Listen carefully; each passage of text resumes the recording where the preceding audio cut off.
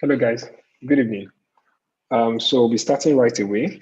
So I'll have the comment section open so you can be able to drop comments in the chat. Hello, guys. Good evening. So we'll be starting right away. So I'll have the comment section open so you can be able to in the chat. Hello, guys.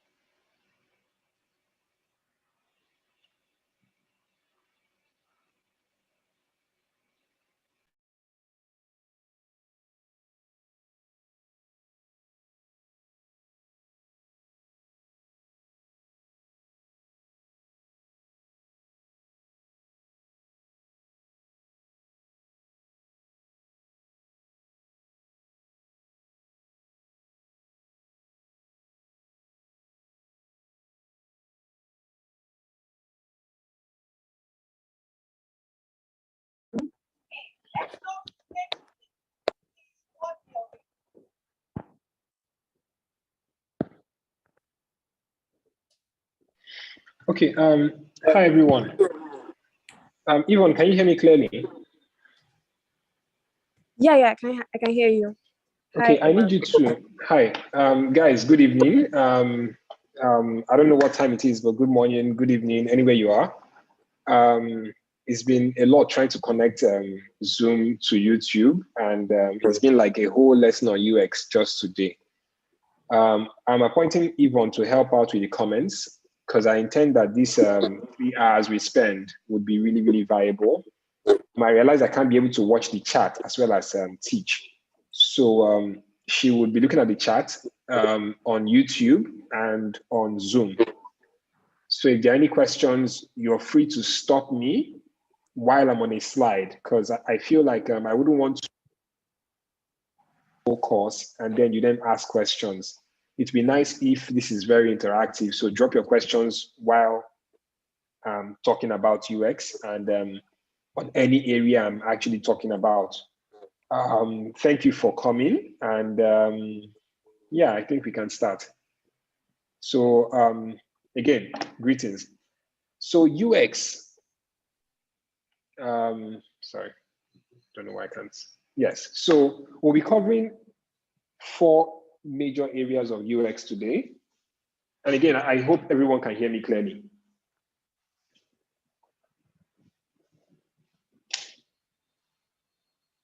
Yes, no, can you guys hear me? Yvonne, can you guys hear me? It's difficult to continue when I can get feedback.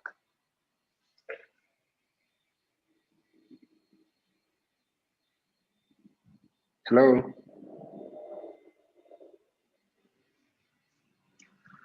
It's tough. Okay, so you guys can hear me. So yes, I'm saying we'll talk about 4 components of UX. We'll start with UX fundamentals.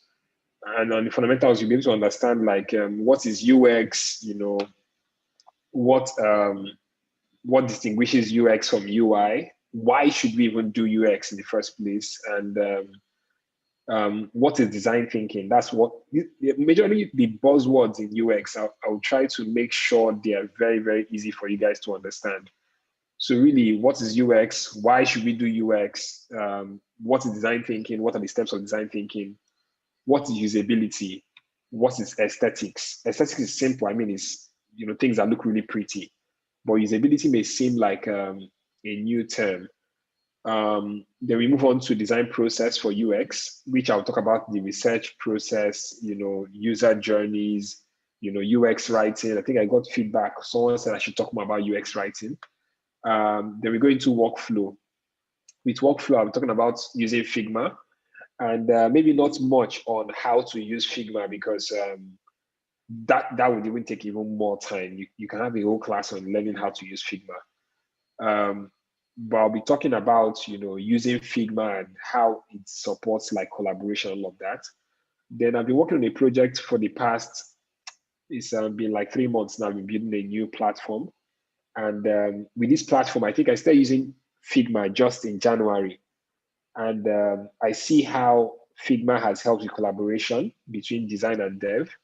And I'll give you guys all of those tips on how I'm building with this software and what you can do and how you can build products and how you can really excel in the industry. Next will be question and answers, general questions and answers. Like I said, I'll be great. I'll be happy if you guys ask questions along the way. No question is stupid, and every question has like an opportunity for someone else to learn.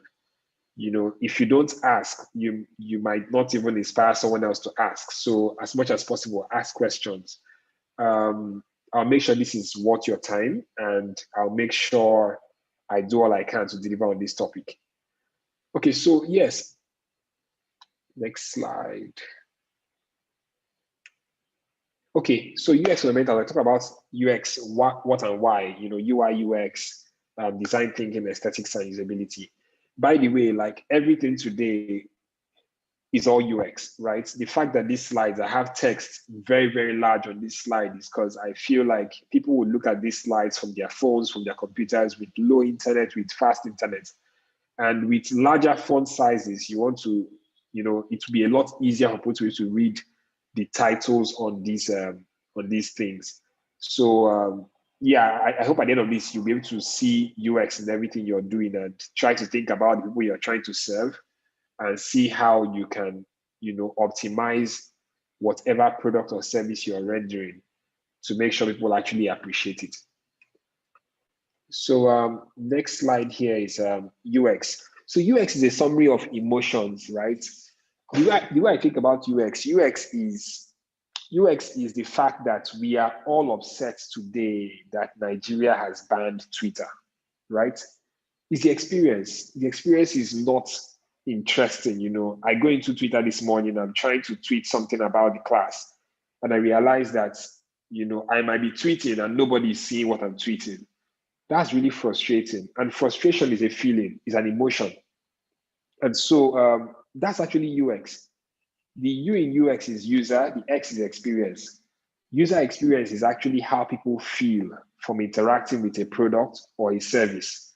If we take Nigeria as a product, as a service, it is poor UX, it's really terrible experience. We worry about this today, worry about that tomorrow.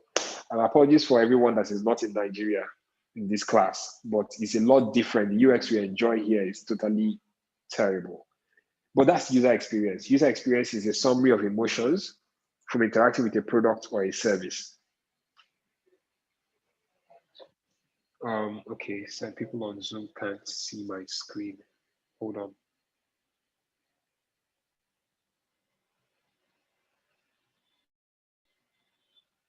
No. It's terrible.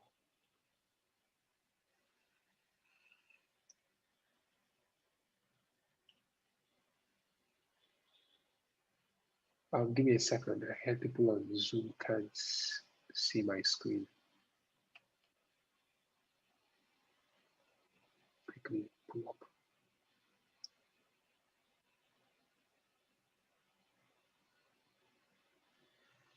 If anyone can see my screen now, I think that'll be fine. Can everyone see my screen now? Can I get that feedback before I go on?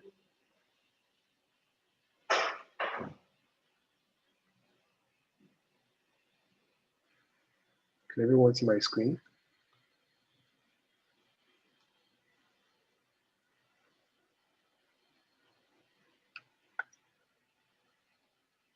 I guess you guys can see my screen, so I'll just continue. Okay, yeah, so I was saying that user experience is a summary of emotions from interacting with the product or a service. So it's that excitement you experience when you use an app like Twitter, for example, or when you use Instagram, and it's so easy to use Instagram, because if you remember, like say 10 years back, or say about 10 years ago, a lot of us were all on Facebook. And with Facebook at the time, there were friend requests. You need to answer that, you need to accept the friend request. And with the friend request, then people can be able to interact with your posts. And there was a friend limit of about 2,000 people on, or is it 5,000 people on Facebook at the time. And so with all of these things, it was a little tough to use Facebook. Then Instagram came along where people can just follow you, and once they hit the follow button, they can see everything on your account. They can be able to interact with you. It's a lot easier.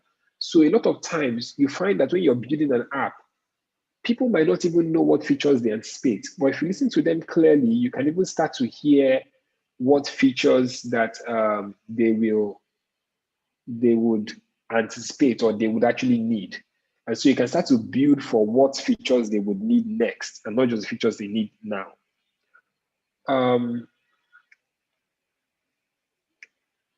So yes, UX again. There's this analogy where people use bananas to talk about UX.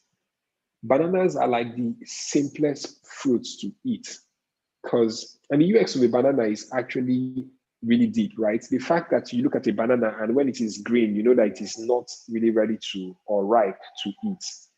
And when it is yellow, you can tell that, oh, this is actually ripe.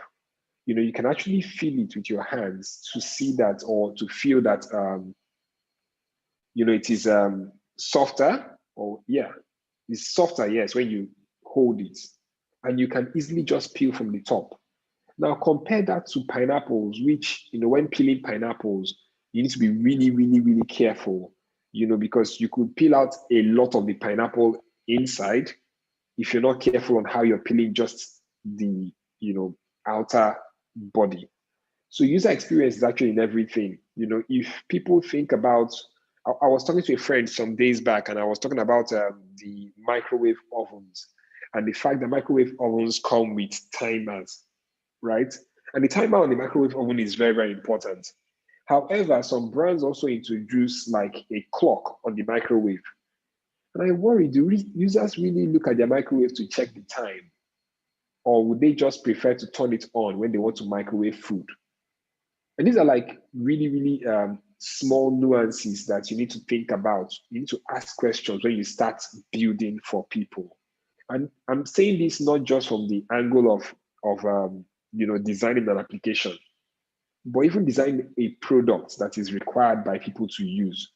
If you guys know the brand Hayes, in fact, not even just Hayes, there's this ketchup brand Hayes, right?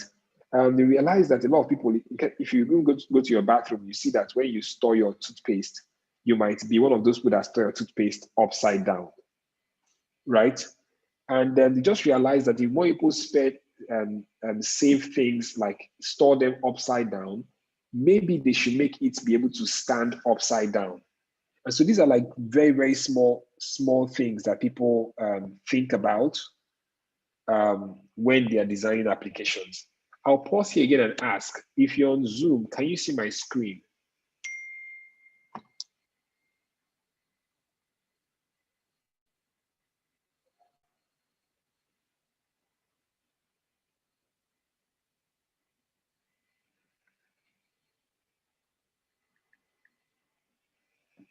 Give me 10 seconds.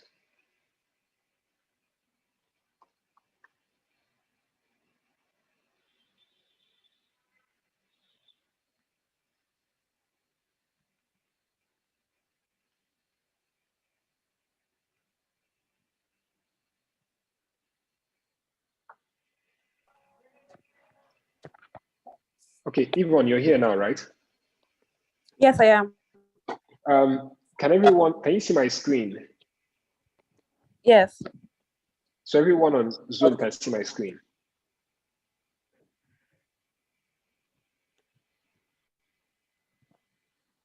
Yes, Hello? everyone is saying yes. All right, thank you very much. Just be quiet. Just check the comment section if anything is up, like questions I can answer to while I go on. All right. Okay, thank you. So yes, another thing in UX is the fact that people prefer dark mode on devices. And the reason they prefer dark mode is because it reduces eye strain when they are reading. Because if you turn on your phone at night, there's this thing in physics when we're younger in secondary school, and they will tell you why does your eye get dazed when you're seeing bright light. It's because pupils dilate at night, and the same way your eyes gets exhausted at night when you use your devices if it is on light mode. And people naturally don't even know all of this science behind why dark mode is a thing today. But these are like really, really important things, because people need to feel like you thought about them when building your design or building your products.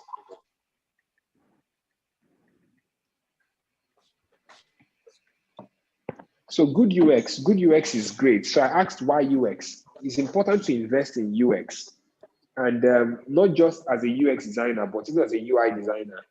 It's important that you know UX as a product manager, as a developer, as a UI designer. And the reason is because good UX lowers customer acquisition, it lowers the retention cost, it increases productivity, and increases revenue. And the reason I'm saying this is because, so you're building an app, for example, right? Today it has been really, really stressful to use Zoom. To connect Zoom to YouTube is a whole crazy situation.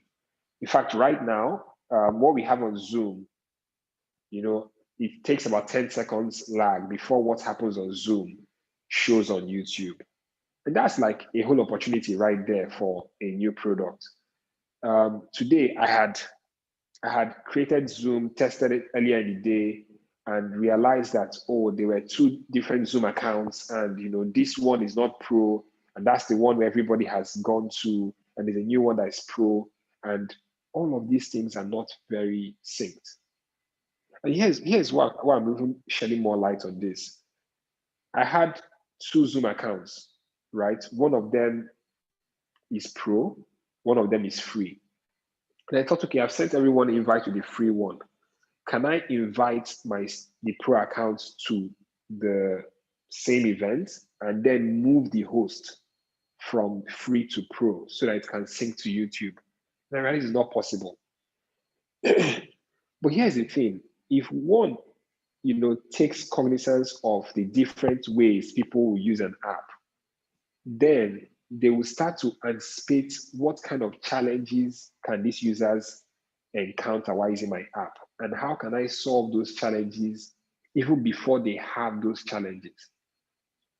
So here, what I'm saying good UX will lower customer acquisition costs is if someone should build a new app and call it, let's say they call it Lala, right? LALA, Lala for meetings. And with the new Lala app, from your phone, you can, once you are using a Google account, automatically you can just trigger a button and you can sync your live session to YouTube because you're using a Google account. And then you can be able to host this amount of people conveniently. And then the fact that you don't have a lot of settings, you need to see the struggle using Zoom. It's a major struggle to ensure everyone is muted or mute this person. It's actually really messy, but there are very few alternatives. So usually, yes, you can have an amazing application that does XYZ, and people don't even know that they can get more of your application. But the truth is this: there's always one new person that will come into the market, and the person would ensure a better user experience. And when they ensure a better user experience, you realize that people will talk about it. Oh, it's so easy to use this app, Lala. Use it for your meetings, and I mean, it's so seamless. Zoom is clunky, and before you know it, you're not spending a lot of money on marketing. People are telling people about it. Why? Because they have good user experience, or they had good user experience while using your app. And when they come, and that's acquisition, right? Customer acquisition, the fact that you are bringing people into the platform. Retention is the fact that you can be able to maintain people on your platform. The fact that you're offering them a better user experience, they will stay. Yes, they might go after maybe a year or two when they find an app that does a better, a better service. But within that time, if you keep on listening to this user and keep on innovating your product, they will stay. Now, the next thing is, okay, so I said it lowers customer acquisition and retention costs. The reason I said that is because those costs are actually high. When you think about the fact that you're marketing your product to people, and while marketing your product, you're hoping that, oh, they saw your ad, then they signed up, then they tested the app, right? If you had good user experience, you spend less money in doing that, or you spend more money in getting people that will in turn tell other people about your app. So you can see you're saving costs. Now, increasing productivity is the fact that with good user experience, people will get more productive. People that use your app will get more productive. This meeting started around 15 minutes past 5. And we've had lots of different lag just because, it's not properly synced. And that's reduced productivity. And revenue too can be affected if people don't see your app as a requirement. You see, apps like, we're using Zoom as a case study now. Yes, people will still use Zoom tomorrow morning, but if it was a different application that people will not consider as a requirement, like an app that they would say, I need to use this app today. If they can find an alternative, they will leave. And gradually those drop-offs from your customers will start to impact revenue. So user experience is a major investment for any product. Are there any questions now? Yes, you can ask questions on YouTube.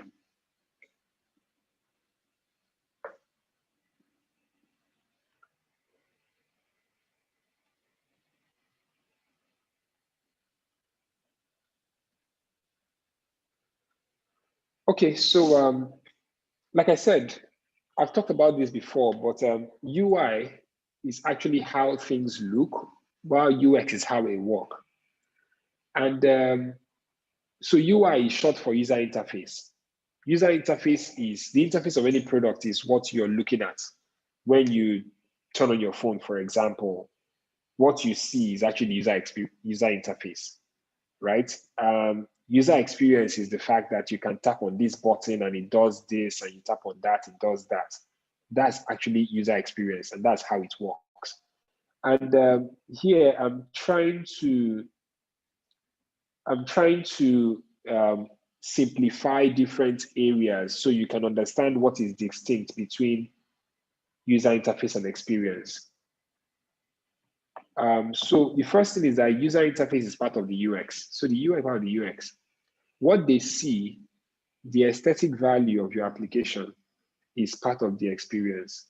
Because someone can see a beautiful app and say, oh my God, I love that app. It's so beautiful. You see, the fact that you've attached emotions to it is now part of the experience they got. And a lot of people actually use applications because of how beautiful they look. Though it's only sad that some of them, if they find some other application that does better stuff and doesn't look as good, they will ditch your beautiful app for better experience.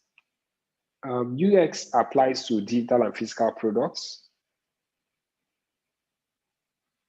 Okay, there's a question right now from Samuel. Said, do you need to perfect UI and UX before you put out your MVP? I would say no. If you launched a perfect product, you're launching too late. However, it's important that for your MVP, and MVP here means minimum viable product. For your MVP, you want to ensure that everything that you said your app can do works.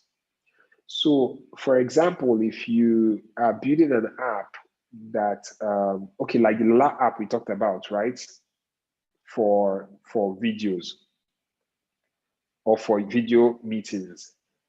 If you're launching that app, ensure that the very basic thing you're trying to solve, being that, I have a meeting app that connects seamlessly to YouTube, let it work.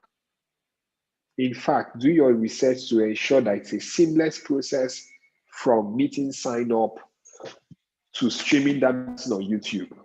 Once that works, you can launch with that as your MVP. You can then add more features later on that, when people open the app, you can be able to assign a co-host, mute everyone, all of those extra things. But ensure that, the basic thing that you're trying to solve, the basic pain point for your customers is delivered in the user interface and in the experience. What's different between mockup and MVP? So in mockup, it's usually like either a wireframe or a prototype of what the app looks like. The MVP is actually a working interactive prototype. So if you're looking at mockups are, I've sketched out how this app should look like. I have designed a part of it as well. Here is what it can look like, right? However, an MVP is, I've not just designed this, I've got a developer to code this, I can test this, I can be able to perform an action, and this is how it works. So a user can actually interact with that. That's more of an MVP. I'll continue, I'll take up more questions. So UI is specific to digital products because only digital products have interfaces. And don't just think of it as your mobile phone and your computers. There are also smartwatches out there that also have interface. There are, smart TVs, and all of these things all have interfaces to them. So once it has an interface, you can be able to say this has a user interface. Back in the day, I used to call this graphic user interface, but now it's just more user interface. Someone is saying, can we take questions after the class? I guess we can do that. The next thing is UI design is you creating the interfaces, while UX design covers more of the user journey and how they experience the app. And one important concept here is that all the research you do, all the thinking you've done, all the discussions you've had with your end users before you start to build the app, all of those things are going to be conveyed through the user interface. So don't just think that I want to, focus more on the UX and abandon the UI. I want to focus too much on the UI and abandon the UX. I'll tell you, both of them are really, really important. Build on both of them. And I'll show you how you can build very, very simple user interfaces.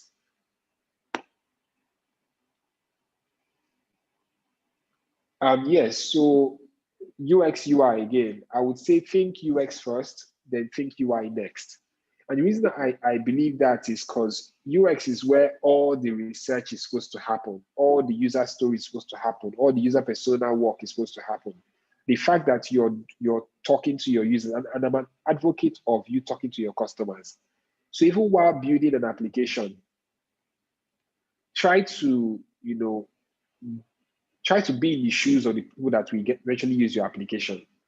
Think about them, think about what their challenges are, think about what challenges that they are facing with the competition apps in that same industry. Talk to them. When you're talking to them, listen to them carefully, to understand how can I deliver. Now, when you know all of that information, you can now use that in distilling into a user interface that will be easy for them to use. For example, if you're building an app right now for people to use, say, online banking, right? But you're building online banking for young people, say 16 to 23.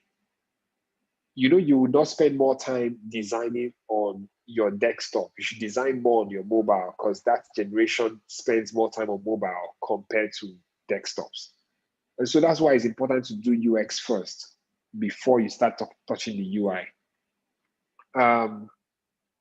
So as much as possible, research and talk to your users, and understand that a great UI can save a product, or it can't save a product that is confusing to navigate. So though it's nice to have a great UI, but if your product is confusing to navigate, it's confusing to use, it will just be to really messed up eventually.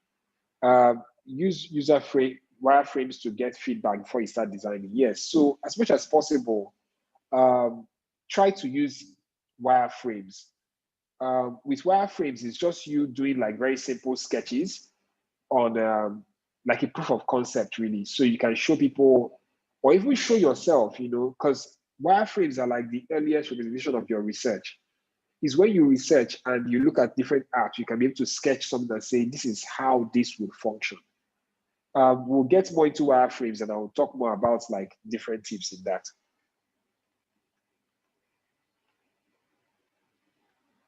So yes, someone had asked me what are the responsibilities of a user interface designer and that of a user experience designer, and if they are like distinct responsibilities. And yes, they are. For a UX designer, responsibilities include user and competitor research.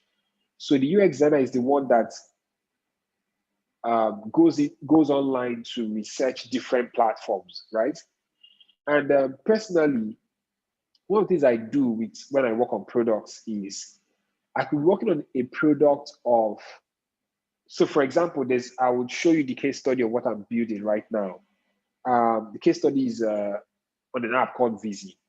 So people have been seeing Visi. I made a few icons some months back, which those icons are not the actual product, but it's a whole concept different from the icons. The app actually is supposed to help people simplify website design. And at some point in these slides, you will get to see, like interface examples, showing you like working examples of that research and how it's actually affected the work.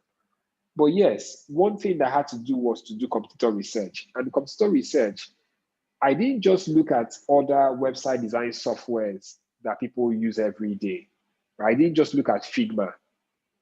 Someone asked the question, who are you copying for the app you're creating? And I mentioned a lot of different companies.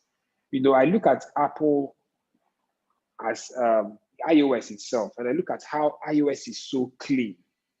I'm like, they've done some research here, and you can leverage on the research other companies have done.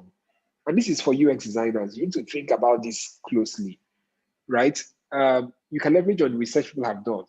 I look at Twitter and look at how people use Twitter a lot, and I'm like, look at how Twitter did a lot of information architecture with their app. So they have, like, when you land on the app, you can be able to see tweets, you can see mentions. You can be able to see statistics right there in the app. Right there in the app, you can see statistics of how many people have clicked on, say, how many people have retweeted, how many people have tweeted. You can use to check your DMs. You can use to just toggle between search and notifications. And these are like very simple patterns that when you move from Twitter and you move to WhatsApp, you see a similar approach. You move from Twitter to WhatsApp and you move to Webflow, and you start seeing that why is this designed a little differently from this? And this is really, really important that you try to look at the patterns, to see what are the greatest apps being used out there and what patterns do they embody. The biggest apps out there have very simple mobile navigation. I need to have a simple mobile navigation. The biggest apps use tabs to separate pages. So it's a lot easier for you to navigate from page X to page Y. I need to find a way to also use tabs here. So when you start thinking about that, you can now distill your thinking into simpler wireframes that you can give to a UI designer. And when the UI designer is able to understand your angle, they can use to design a very simple interface that they can pass on to a developer. And so you see how the UX designer's responsibilities and that of the UI designer, they both connect, because they are not two different teams that don't need to collaborate. Collaboration is actually the key of building products that people would love. So like I was saying, so UX designers, they create the product flow, they create wireframes, they create prototypes as well. They coordinate with UI designers and developers. A UX designer is the person that will take a look at the UI that has been done and also test the UI that's implemented by a developer. So with development, you understand there's front-end development, there's back-end development, right? And those on the front end are the ones implementing the interface the UI designer has done. While those on the back end are adding functionality to what is being done. So the UX designer is more like someone that ensures that the quality that is envisioned for the product from the get-go, it doesn't just stop at the wireframe. It distills through the interface that is designed, down to what is implemented, down to what the functionality has been added to, and then they are testing this and seeing that this is still very usable by the end user.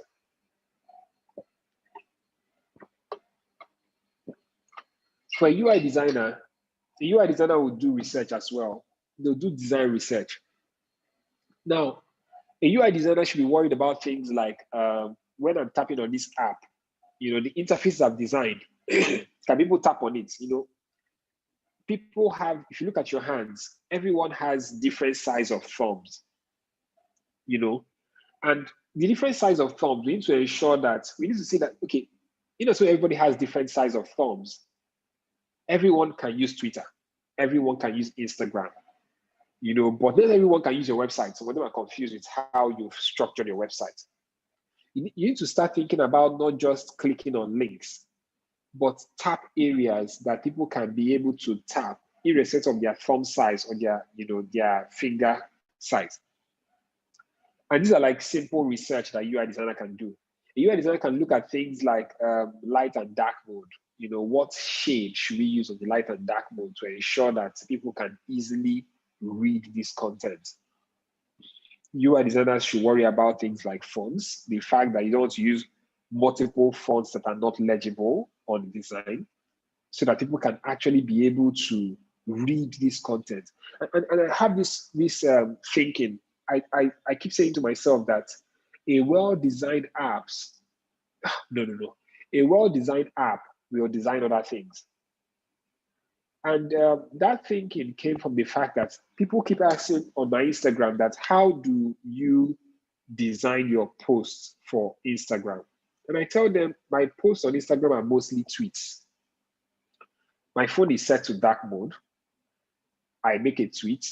In the tweet, I visually design the words by making sure they are short and easy to consume. And that's user experience.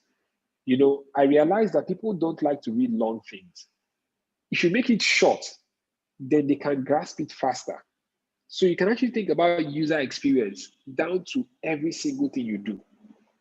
So I write these posts, I ensure they're like in 2 or 3 lines, very, very short, not too long. And once I tweet it, on Twitter, I just take a screenshot. When I take that screenshot, I go back to my media on my phone, and my phone is set to dark mode. I open it, it's a rectangular screenshot. I take another screenshot, and now it gives it a full black background. When I take that to Instagram, I can easily post that, and it fits perfectly as a square. And so you realize that the UI designer at Twitter carefully selected the fonts that's used on Twitter for tweets to ensure that people can easily read these fonts on their phone. To ensure that when this blog should screenshot someone's tweet, is good enough to show on the news. And so you see how a UI designer can also be thinking about the experience of what he or she is designing. And these are like really, really important things. Implementation with developer, yes. UI designers need to implement their work with developer. They need to supervise what is being implemented actually. It's not just about, and I'll talk about design handoff. It's not just about when you send the work to the developer, you assume they would be able to, think about what you've done and just design out of. You need to interpret your design to them. I see a lot of rife between designers and developers, and I find that that's why we don't have a lot of great products out there. The more designers and developers collaborate, the better it is for building products. Because the more you talk to developers, the more you share your view on why you're designing this way, or you're designing something that is simple for them to implement, it's a lot easier for you to build out really, really good applications. So on design thinking,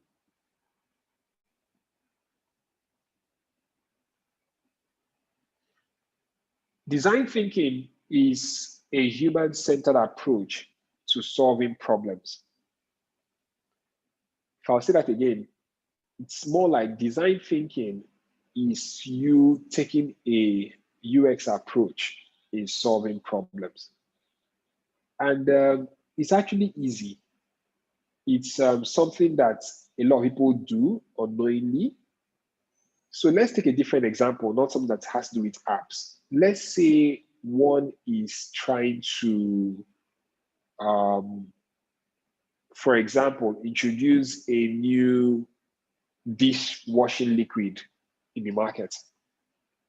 It will be important to gather people that do a lot of cooking and ask them, what would you wish your dishwasher liquid or dishwashing liquid, what do you wish it would do? Do you want it to foam more? Do you think it's too do you think it should be solid? Is it fine in liquid form? You need to ask all of these questions. You need to also ask yourself, why are people taking this over this, right? And when you understand all of that, you can be able to build, with that thinking into what you're solving as a problem, right? And there are different phases to design thinking. The first phase is empathy. Empathy is you understanding your users, and by understanding them, you empathize with them. You understand what the challenges are. You listen to them. You feel their pain.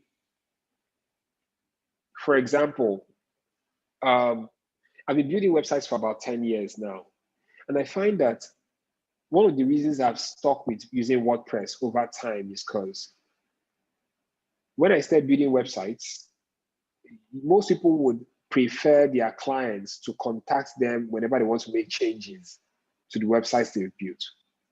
So I realized that if we built websites the same way, if I kept on building websites such that clients get to contact me to make changes, it might seem like I own these customers or I own these clients, but it will not also give me the time to build more websites if I spend more time managing clients that I've delivered websites for.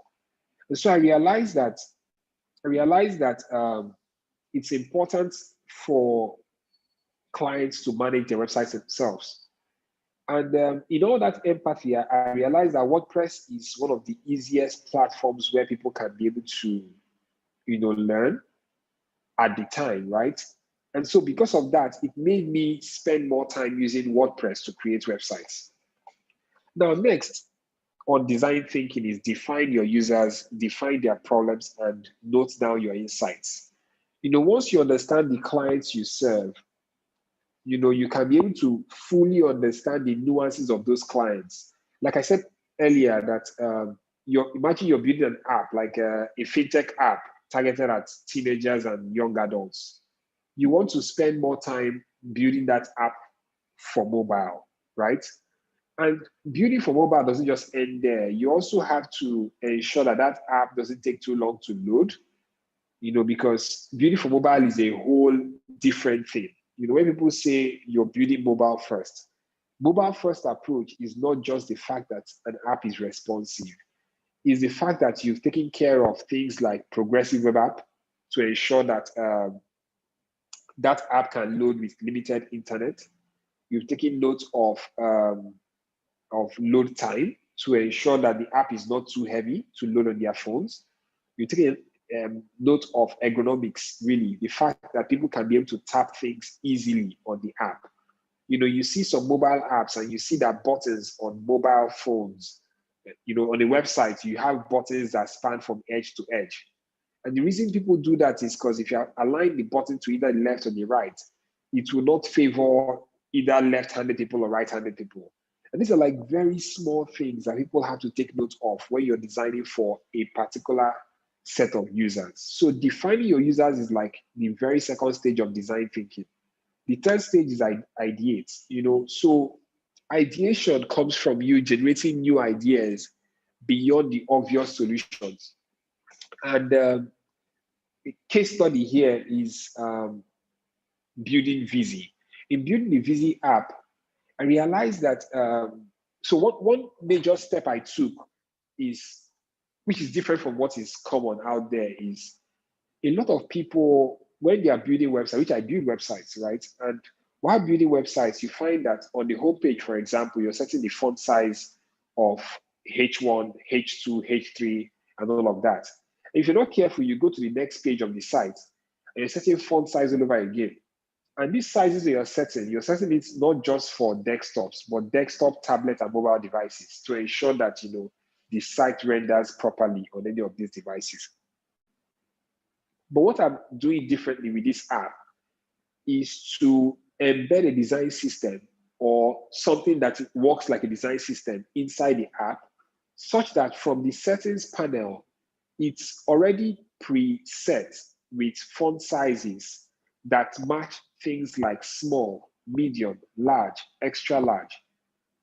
And while thinking about this, I've realized that, or in doing my research, I've realized that two different new platforms launched sometime this year are also taking this same direction. Because if you're building a product for the no-code market, and the no-code market is a market that targets pretty much everyone, you're trying to democratize tech products. If you're building for that market, you understand that the market you're building for, not everybody has the kind of technical expertise that others have. So if they open an app, they should be able to set font size, not just by 14px and 16px, but by simple things like small, medium, large. And these are like, ideations, or will I say generating ideas that are beyond what is obvious. Because if you design a product and you've not solved something, or you've not taken a different approach, how would you know if users would actually need that? I think there was a quote from Henry Ford, and he said that if I asked my customers, they would have said they wanted a faster horse. Sometimes when listening to your users, you're listening to them, and by generating ideas, you're not just listening to what they are saying, you're listening to what they're not saying. I know it sounds weird what I've just said, but if you listen to people very carefully, you would hear what they are trying to say and even start to anticipate what they will actually need. And that's how you generate new ideas. And these new ideas need to be tested. So by the time I'm opening this app for like beta test, people tell me, no, no, no, no, no, we prefer 14px, 16px. I might have to just take it out. But some of these things are ideas that are different. The first time people try to put MP3 music on phones, it must have been, oh, are we supposed to have music on phones? Phones are supposed to pick up, make your call, and drop it. But today, mobile phones are like, they are practically computers people carry everywhere. The very first time you're trying to launch a new idea, it might get, a lot of backlash. But sometimes maybe the idea is right, but the timing is not just right. A lot of times you need to listen carefully, to test with a large range of audience so you can understand what they need and see how to, generate new ideas, and even how to modify the generated ideas to suit them. And after this ideation phase, the next phase is prototype. So prototype is you doing your wireframe and prototypes, right? And by doing that, you're practically testing out these ideas. You're making like simple sketches, for example, say for website design right now, there was I think last month, I was doing a research to find how many different types of headers do people's websites have. I realized that websites are practically similar these days. Everyone has a header on their website. And this header has the logo on the left, center, or right. That's basically it. And when the logo is at the left, the menu is either at the center or the right. When the logo is at the center, the menu is either below or flanked on left and right. And when the logo is on the left, or the right rather, the menu is on the left. And so when you see that these are the common nuances, you can then know how to sketch a solution that people can easily enter content and toggle between, I want it on the left, center, or right. And so this is actually how you start to think about things and take your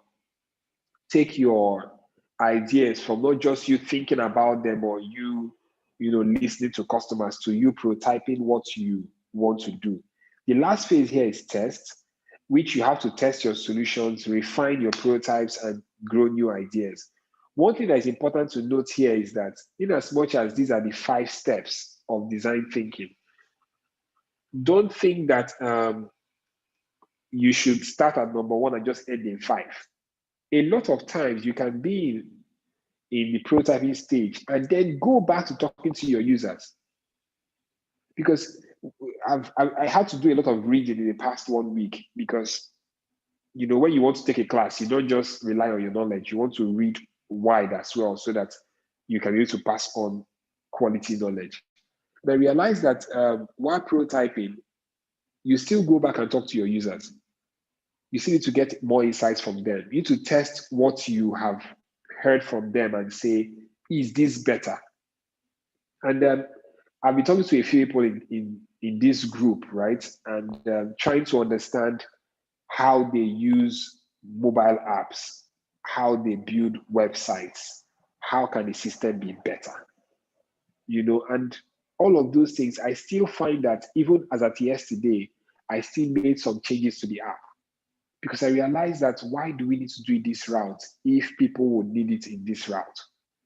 So don't just, and I'm saying this because a lot of people work in different teams, right? You don't want a situation whereby I'm done with the user interface, I've handed it over to developer should get it done and hand it over to production team. If you work that way, you won't build a great product. It's important that the developer and the UI designer and the UX designer and the product lead and marketing team all have input with what you're building, just so that they can be able to, innovate better. Everyone can be able to give strong opinions about things, and you can be able to distill all those opinions into actual ideas that can move the product forward.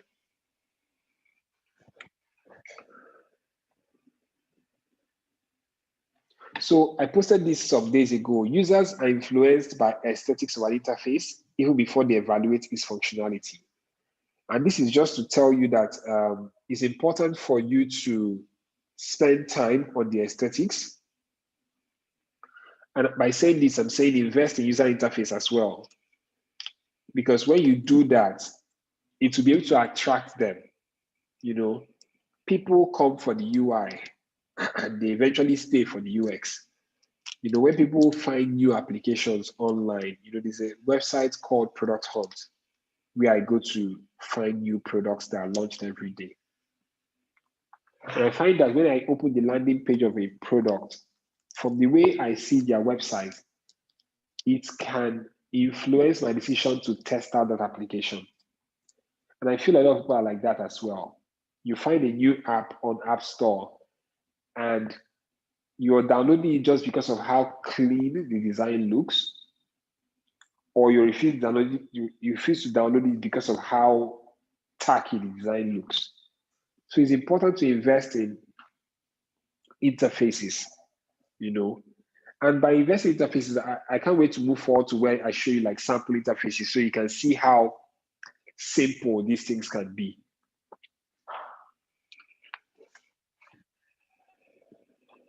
So yeah, usability is what we're talking about now. Usability, there are principles to getting better usability.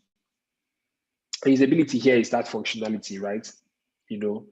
And with the principles of usability, you want to ensure that your interface is easily learnable. And by learnable, remember I talked about how if you're building an app, you need to study the apps people spend more time looking at. People spend more time on Twitter, on Facebook, WhatsApp, Instagram. People don't spend a lot of time on the apps we are trying to build, but they spend time on the apps they love. We need to go to the apps they love and deduce patterns that we can use on the apps we are building.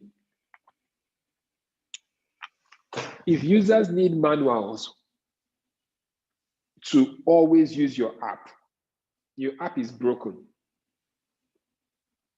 You need to fix the fact that your app should not really require instructions. It's an app. Think about it. Some of you will buy a new phone this year. You might switch from Android to iOS. You will not need to read the iOS manual. You will not need to read the iPhone manual. A lot of people just open the pack and just take the stickers and that's about it. You buy a new car. You don't read the manual on how to use the new car you bought because you're sure that the steering is where it's supposed to be, brakes, pedals. Every other thing that you don't, that is a new function in that car, is easy for you to try and see how it works, right? It has an open roof. You can easily just find where is the button for the roof, this button. It opens the roof, right? So interfaces and interfaces are supposed to be easily learnable. The next thing here is efficiency. I would say, it should be very, very efficient, right? If an app takes you less time to achieve what you're trying to do, you tend to use it more. A lot of people prefer Google Meet to Zoom because it's very, very fast to have a meeting on Google Meet. Google already has your email address. And from the email there, you can just click on the meeting icon.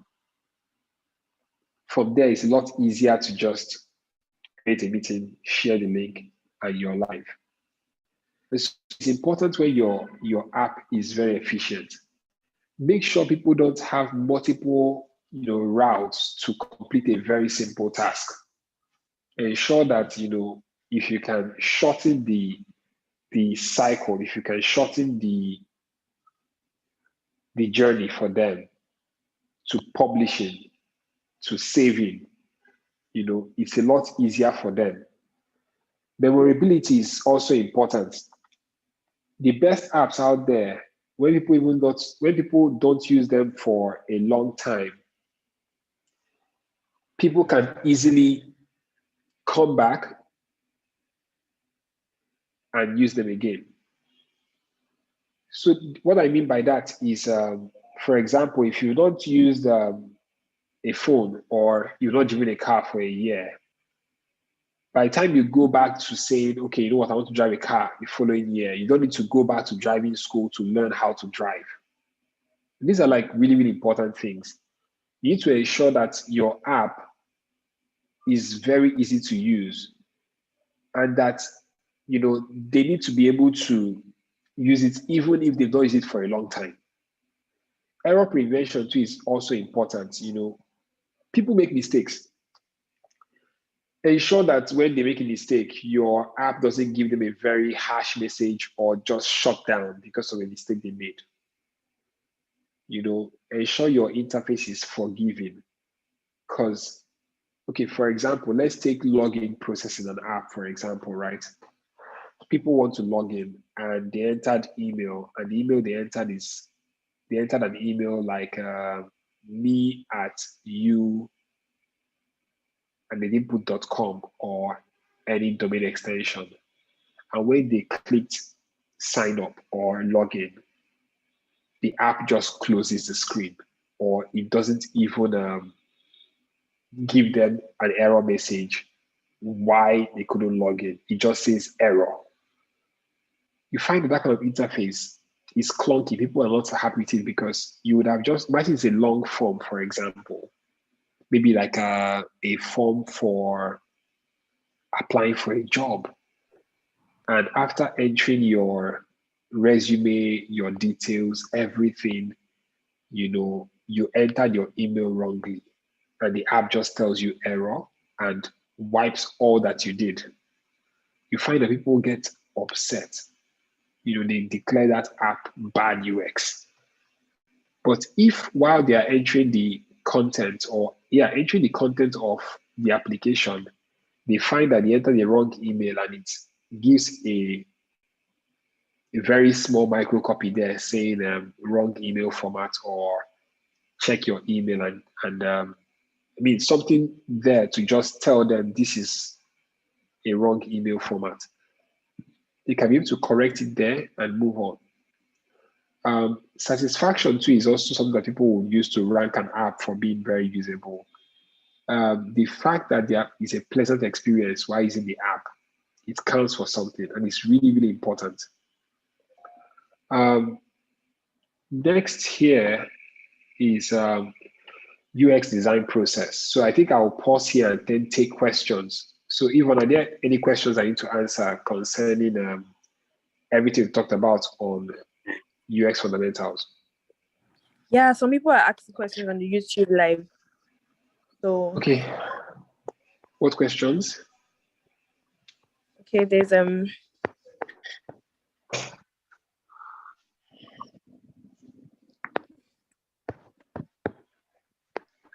sorry,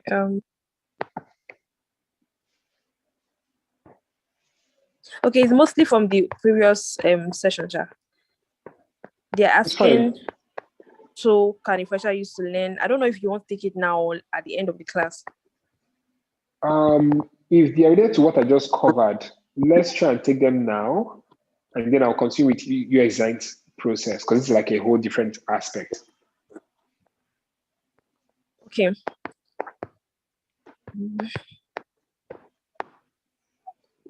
Someone said, are sitemaps used mostly when creating websites?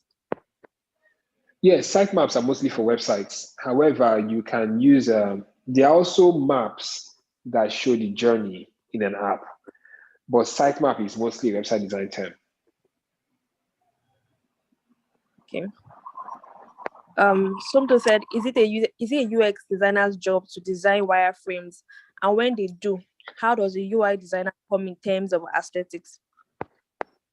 UX designers, yes, it would be nice if they can design interfaces, but I would advise that they do it in collaboration with the UI designer. The reason is because the UI designer, for him to be able to do the aesthetics properly, he needs to understand what your vision is for the experience. If you're designing without him being present or independent of him without collaboration, then you're designing something that he may not be able to understand the mission. And even as I go forward, there's a part where I talk about that collaboration. It needs to happen from the get-go of the project. UX designer, UI designer, development team, everybody needs to be in sync with what are the product goals, what are the objectives, and what needs to happen on every step of the way. So if the UX designer has set up like a journey for the product and is working on login page, for example, there are multiple ways login pages can work. You can design a login page that has no password use. There are new platforms today that don't use password. They just ask you for your email, and once you drop your email, they send you an OTP to your email. You click that OTP, like the one-time link or one-time password, and you're into the app without password. If the UX designer designs login in a wireframe and just puts one form there, without explaining that this is the approach we are taking, that, oh, it is a passwordless login, the UI designer may not understand that and may just feel it's a mistake that the UX designer added only one form for login, for email. So that collaboration is really, really important between both of them.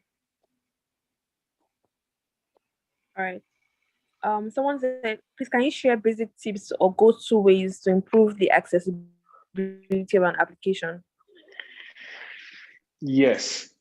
I think the app I'm going to show them would actually solve that one.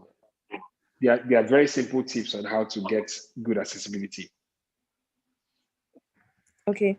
I think the final one is UI really digital product specific? Please break down the third point. I don't know what third point this is, but he said, is UI really digital product specific? Yes, so only digital products have interfaces. Just break these terms down to be very simple for you. UI is user interface, UX is user experience.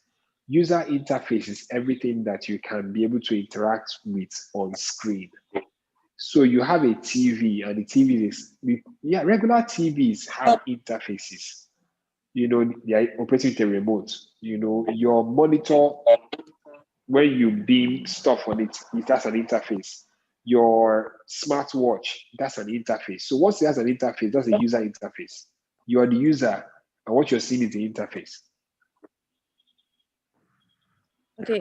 Some questions just came in now. What kind of questions with examples do you ask users to improve what you already have in the market? Okay, that's very, very specific. So the questions you will ask will be based off what you're trying to build, right? It's unique to the product you're trying to build. If, for example, while building which I'm still building, right? A product for web designers. I find that I'm asking questions through Twitter polls a lot. I'm asking them questions like, so I asked a question one time in January, what is the biggest pain of designing a website? A lot of people said is design on the user interface, deciding on the layout. Some people said copywriting.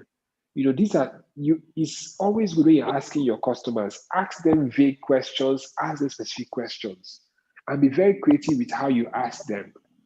Because in fact, you can ask them the same question 3 times with different approach, so you can get a very narrowed down opinion from them. But what I would advise you in all you're asking, try to also leverage on the research that big tech companies have done.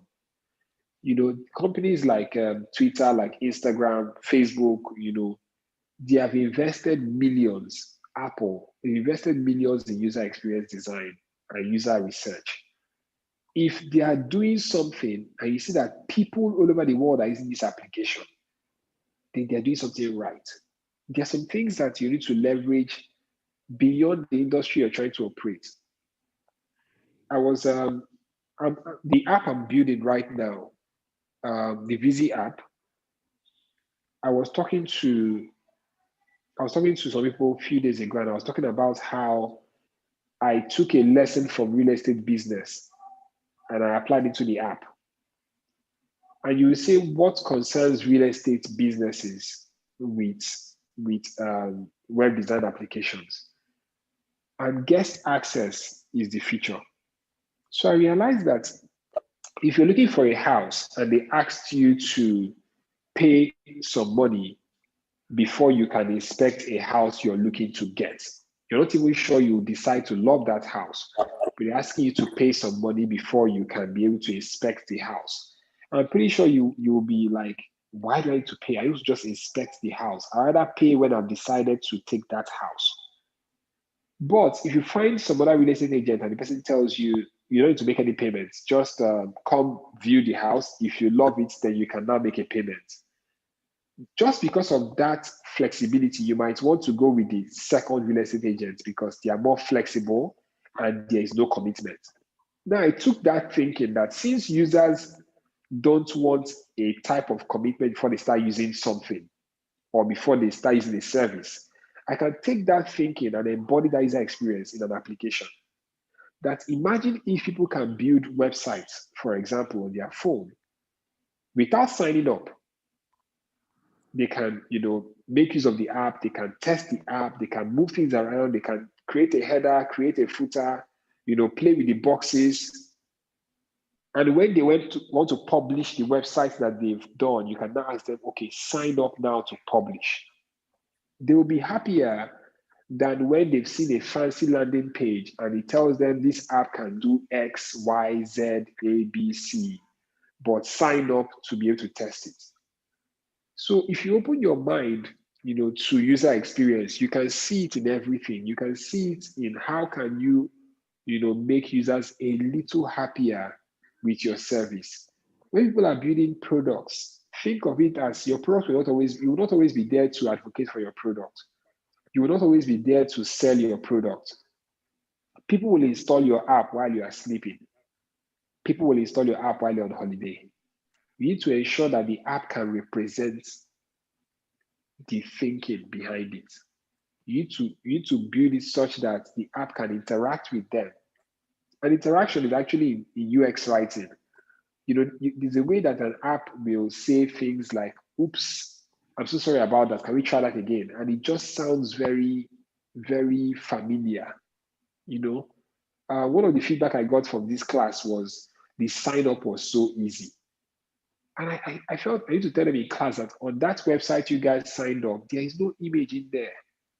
Like on that landing page, there was no banner, But a lot of times people want to do simple stuff and they spend more time trying to design a banner for it. And it's almost like the more you do these things, maybe you're just distracting people from what they need to see. The slides you're looking at so far is only text, but it's legible enough to ensure that people can be able to see what you're saying or read. Because if I spend more time having images in here, it might be good, but the trade-off is that people can't be able to read the text. So a lot of these things, you have to try out different ideas to see what people would love more. You can't exactly say they would love this over that, but you have to keep listening to your users, keep talking to them, so you can be able to generate new ideas.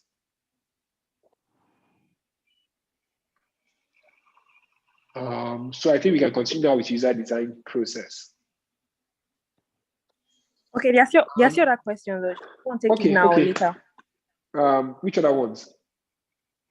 There are a couple of them. Okay, so there's one that someone is asking, can someone double as a UI and UX designer? And someone is saying, is it possible to stick to UX design alone for someone interested in just UX and not very good at UI? Okay, so and then are jobs require both UI and UX in a job title more common than the separate titles? Okay, the first one, I would advise that any user interface designer understands user experience design. Yes, there are aspects of UX design that are really, really deep. When it gets to things like user journeys, user personas, it can get very, very, very deep, right? But at the very minimum, I advise a user interface designer to understand experience design. And the reason for that is because that way you're designing more meaningful interfaces.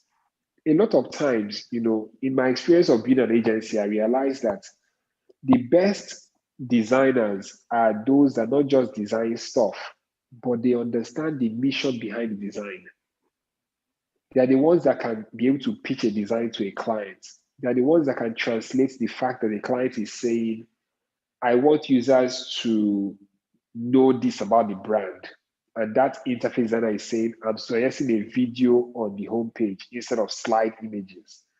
A designer that understands the depth of their work and why they do what they do will be a better designer than the ones that, just want to listen to the brief and just, pour colors and add shapes.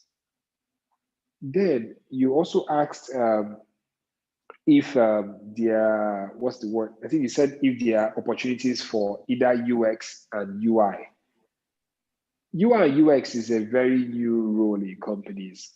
It's not very common as that it was not very common as 10 years ago, right? So a lot of companies will still ask for a UI UX designer, and they're not wrong, just like how social media designer became a new role as well. Or social media manager is a role that is not older than 15 years or even 10 years now. There are new roles coming out because people spend more time online. People use more apps. So with these new roles, people would these roles will keep on fragmenting. I heard about a new one recently, community designer, something like that. So there are always going to be new roles, but as much as possible, try to master the craft. Try to, if you want to focus on user experience, understand that interfaces are not really hard. The best interfaces are very simple because it's very, very complex to simplify things. There are things that are complex generally, but if you can simplify it, it shows deep thinking. So as much as possible as a UX designer, I would advise you to also learn how to make interfaces. And I advise you, it's not even that hard. There are simpler softwares out there, there are templates you can leverage on, and you can easily do this stuff. What was the last question? Yes, Simo, but maybe this one can be the last for now. Someone said, could UX mapping be added to the UX design process? Yes, UX mapping UX mapping is part of the UX user journey. So the mapping is pretty much you trying to put the stages of the journey of the app, and this journey is what are the different actions users would like to take on different pages of an app, and how would those actions be done. These things, to be honest, like when we go through all these slides, you find that everything is all connected. You're talking about interfaces and experience. And you see that, if you're talking UX research, you will learn that the research is supposed to be done at every stage of the way, not at the beginning, not just at the end, but keep researching. I think I saw a comment on YouTube earlier that, this issue with Zoom, Zoom YouTube, so that if they did very, very, very good usability testing, they would have figured out that it's not very seamless. So research is not even at the beginning or at the end, it's at every phase of the journey. It's more like if you spend more time with that empathy for the people you're building stuff for, you'll be able to understand how to build better products for them. I think at this stage, we should just move on to the next chapter. So UX design process, I will talk about UX research, user journeys. I'll share more about wireframes and prototypes, and user testing.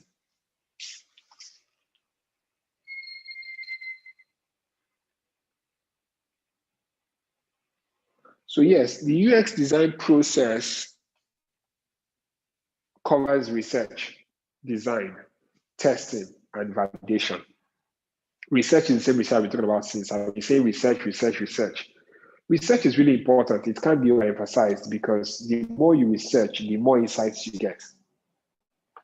On average, while designing the Busy app for websites, I've tested about 25 different applications for building websites, from Wix to Squarespace to Card to simple things like Linktree to Strikingly to Doric to WordPress I use every time there are lots of different applications that I had to test. There's Page Cloud. And these are like different applications doing the same thing. In fact, at some point I stopped testing website design software. I started going to software like MailChimp. I started to see, okay, why do people use MailChimp a lot? MailChimp doesn't build websites, but they build stuff, newsletters. Newsletters are like HTML, sent in your email. What are they doing differently? As much as possible, you want to, even Editor X, I've tested a lot of platforms. I even tested Webflow as well. And I realized that if you want to build something that will be easy for people to use, then you need to, I also tested Tilda. You need to ensure that you've done very, very good research. Because here's the thing. If you research platforms, the platforms that spend time in research, you're now researching based on their research.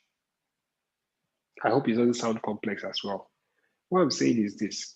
So if Apple spent maybe $1 million in 2015 on designing iOS 12, right? And they came out with this UI kit, what the iPhones will all look like.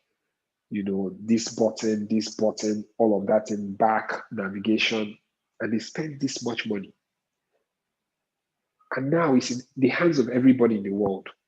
If you take a critical look at that Apple UI that you're looking at, and you're learning from it, you're leveraging on the millions of dollars invested in that interface.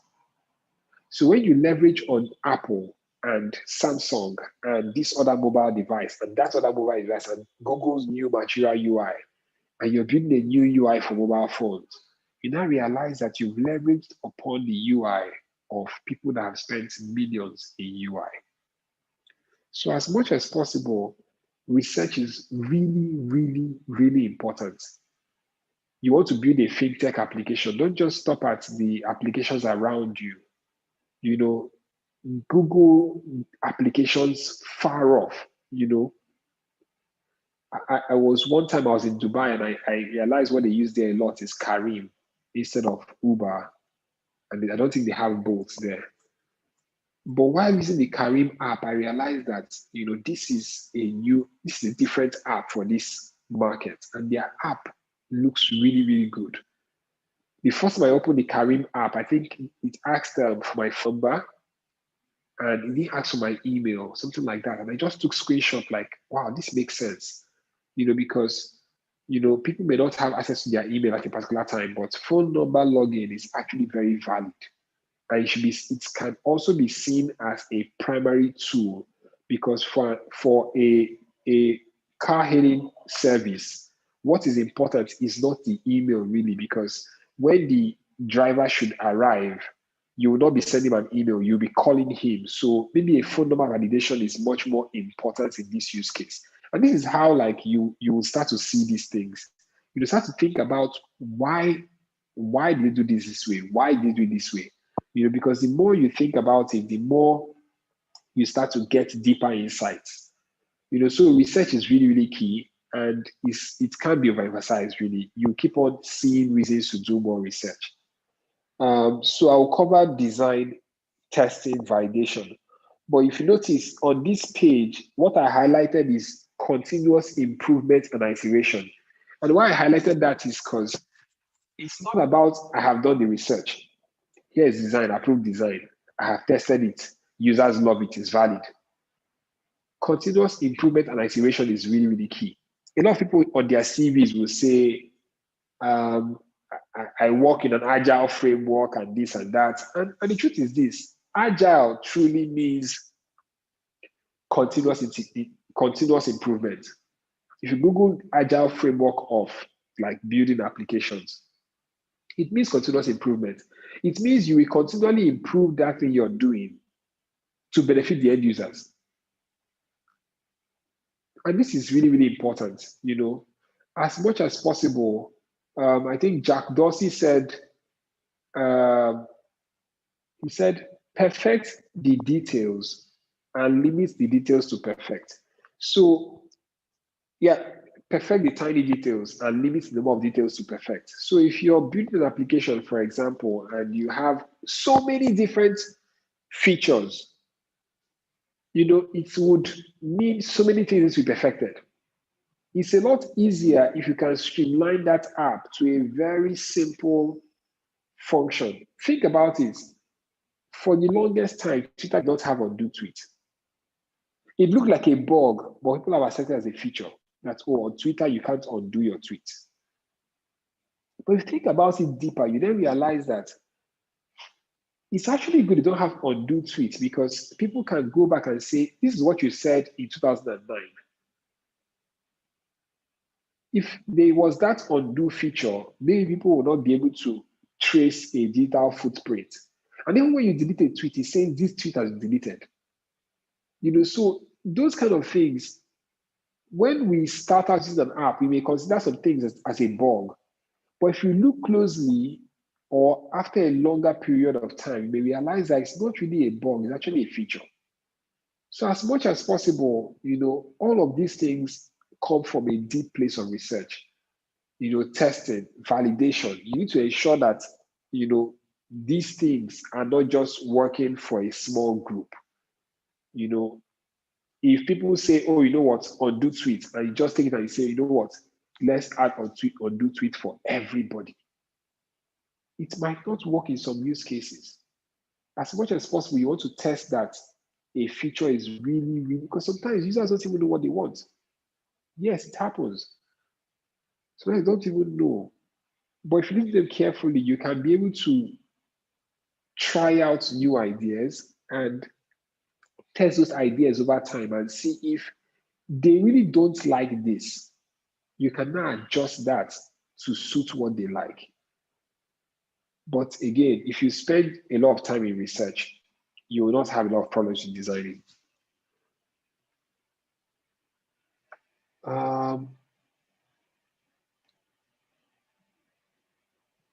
So yes, user research best practices.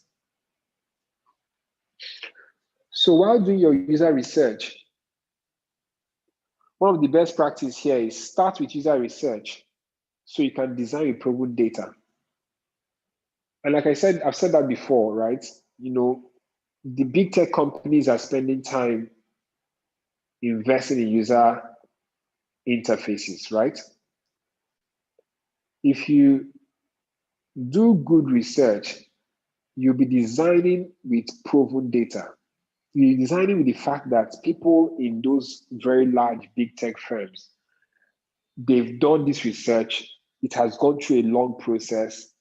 they've tested it, and people, in different parts of the world are using these applications. So they must be getting something right. If you leverage on that, it will save you a lot of time. Secondly, think from the perspective of your user. As much as possible, get into their shoes. Get into their shoes, feel their pain, understand how you can help them. Because you're the one now, you build an app, you solving a problem, you thinking about the design solution. You are the one that is bringing like help to them. The only way you know how to help them. Think about relationships. People say, what's your love language? Let me know how I can love you. It's same empathy. It's same user experience. You want to understand, how does this lady or this guy want to be loved? If I understand how he wants to be loved, then I know how to love him right. And again, sorry for digressing, but this is actually user experience again. You see someone you like, the interface looks great. You talk to them, you see their opinions about things, and you don't say, the experience is not great. It's UI UX. It's in everything. If you spend more time thinking about what you're building, you get in tune with design such that you start to see it in everyday life. You start to see it in how you approach problems. You start to find faster routes. You start to develop better empathy for who you're serving. Number 3 point here is talk to your users, but more importantly, listen and observe them. Talking to users is important, but not just talking to your users, listen to them as well. In fact, one thing I don't really enjoy having Zoom conferences is because I feel like I'm just talking. I don't even know if everyone is understanding. I'm seeing only a few comments, and it's weird, right? But it's part of it. I prefer situations where everyone is talking, but I realize when everybody's talking too, you can't even hear anyone talking. So when it comes to building an app, you don't also want to take the approach of you just speaking to people. As much as possible, people say send out surveys.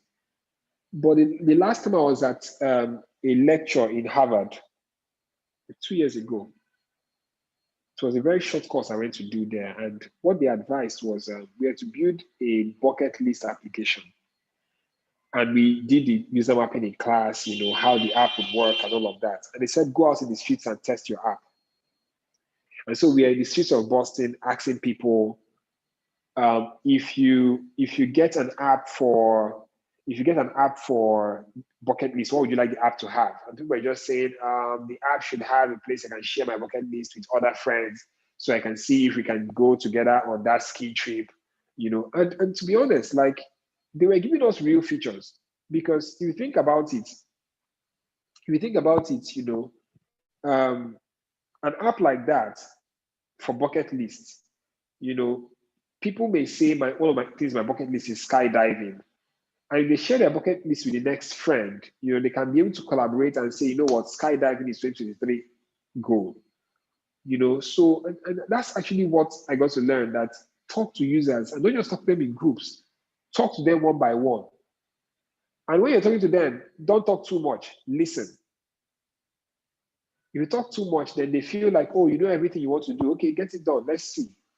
But if you listen to them as well, you also want to hear, what would you really wish for?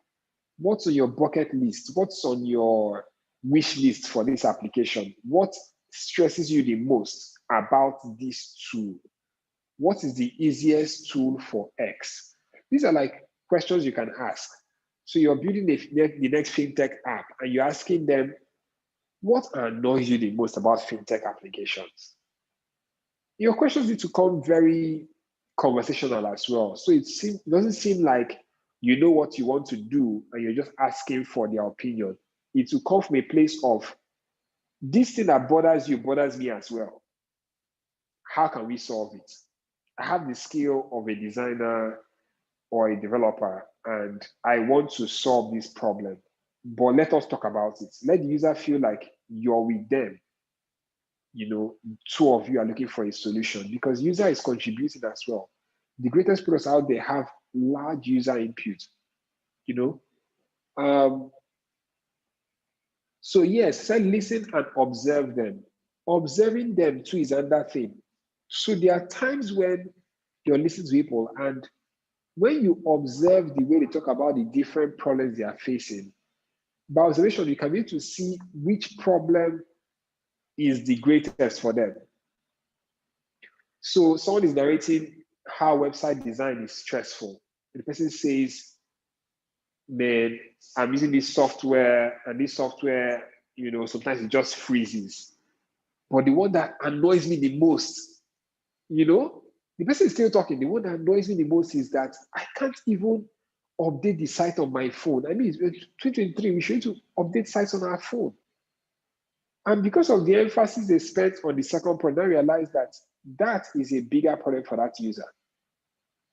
So as much as possible, don't just listen to your users and note down all they've said. Observe them to be able to find the problems that upsets them the most. So you can be able to use that in structuring your roadmap to say, okay, this is really, really important to get done before this feature.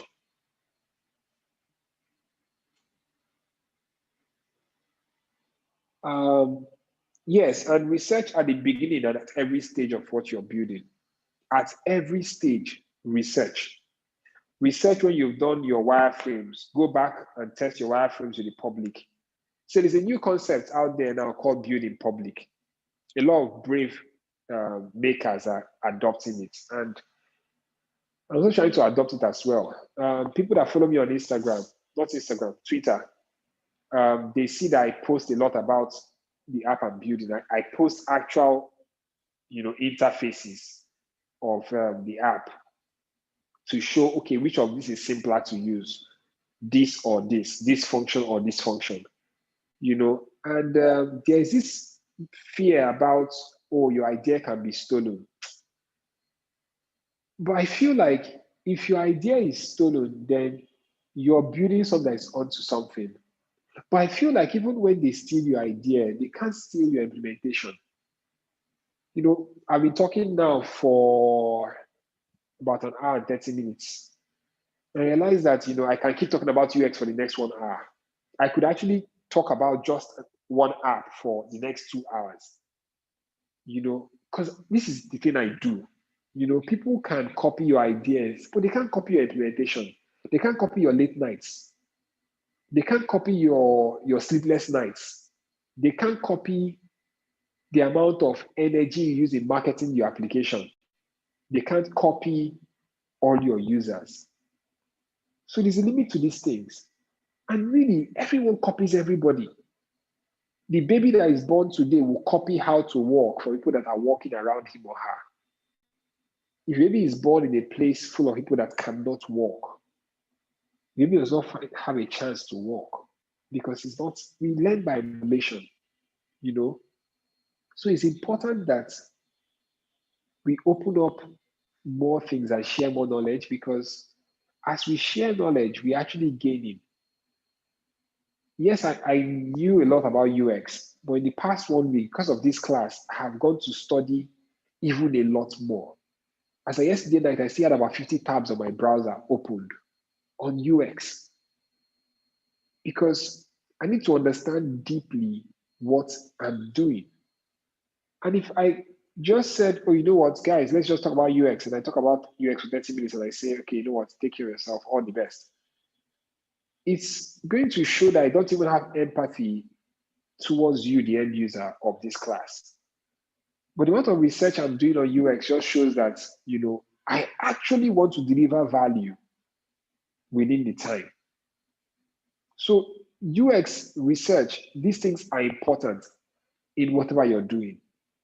It's really, really important. So let's talk about user persona. It's not very, very popular, but it's really, really important. So user personas, they are more like fictional characters that you make up.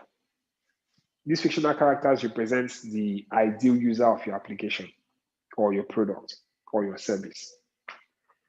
User persona, for example, we talked about, let's say you're building a fintech app for teenagers. Let's call it an investment app for teenagers. Teenagers should learn how to invest very early in life. Problem statement is, people don't know how to invest early enough. They learn about investments when they are 30 plus. They should learn about it as teenagers. So you're building an app that allows teenagers to invest money. Beautiful app. You might even get funded for it. Your user persona there could be, my ideal user is, let's give the person a name. Let's say Tim, T-I-M, right? Tim is 16 years old. He's studying in college in Lagos, Nigeria. Actually, secondary school, Lagos, Nigeria. And he earns, let's say 10,000 naira per month from his pocket money and, from family and friends. And you want to teach Tim how to invest money.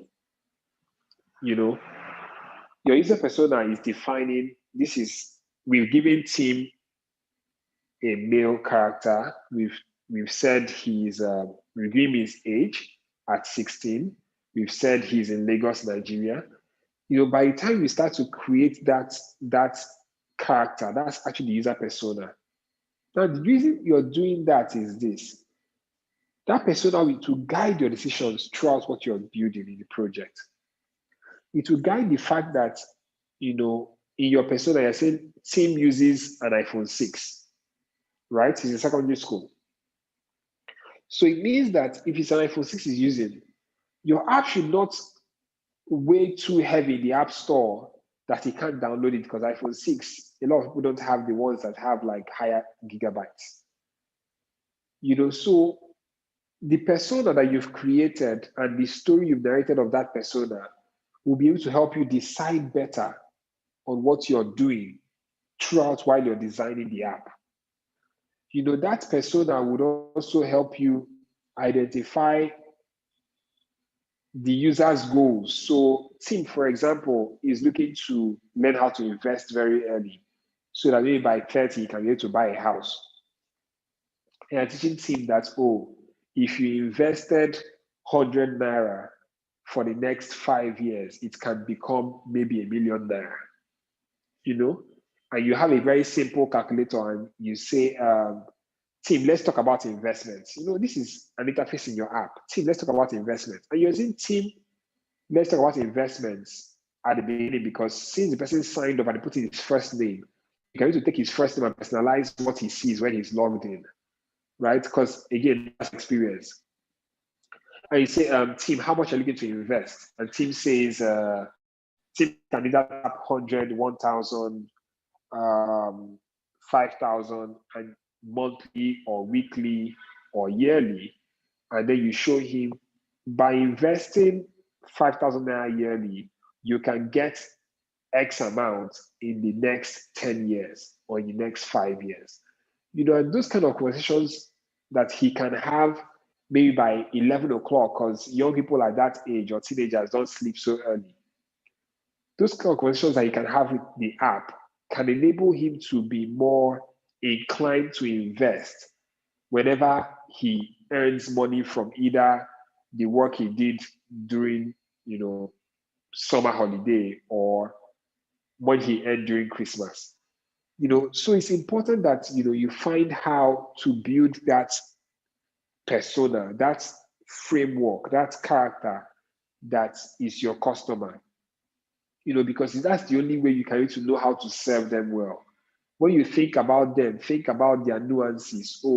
Someone of this age will spend more time on Instagram. It means I should be targeting the ads on Instagram. You see how it affects not even just the design decisions, but even marketing decisions. And personas are important for them. Personas are like one person out of a target audience. You have a target audience, which your target audience is everybody in this group. User persona is, what will one person in this group look like? What will be their challenges? what will be their peculiarities, and how can I build an app that will serve that person. Lastly, personas remind us that we are not the users. I'm 32. I can't be assuming that, if I'm building an investment app that will appeal to me, I start to design that and say, oh, since it appeals to me, any user can use it. It will not make any sense. It's important that you think about the person you're trying to make these things for. And that's the best way for you to be able to target, how to build something that the interface and the experience will work very well for them.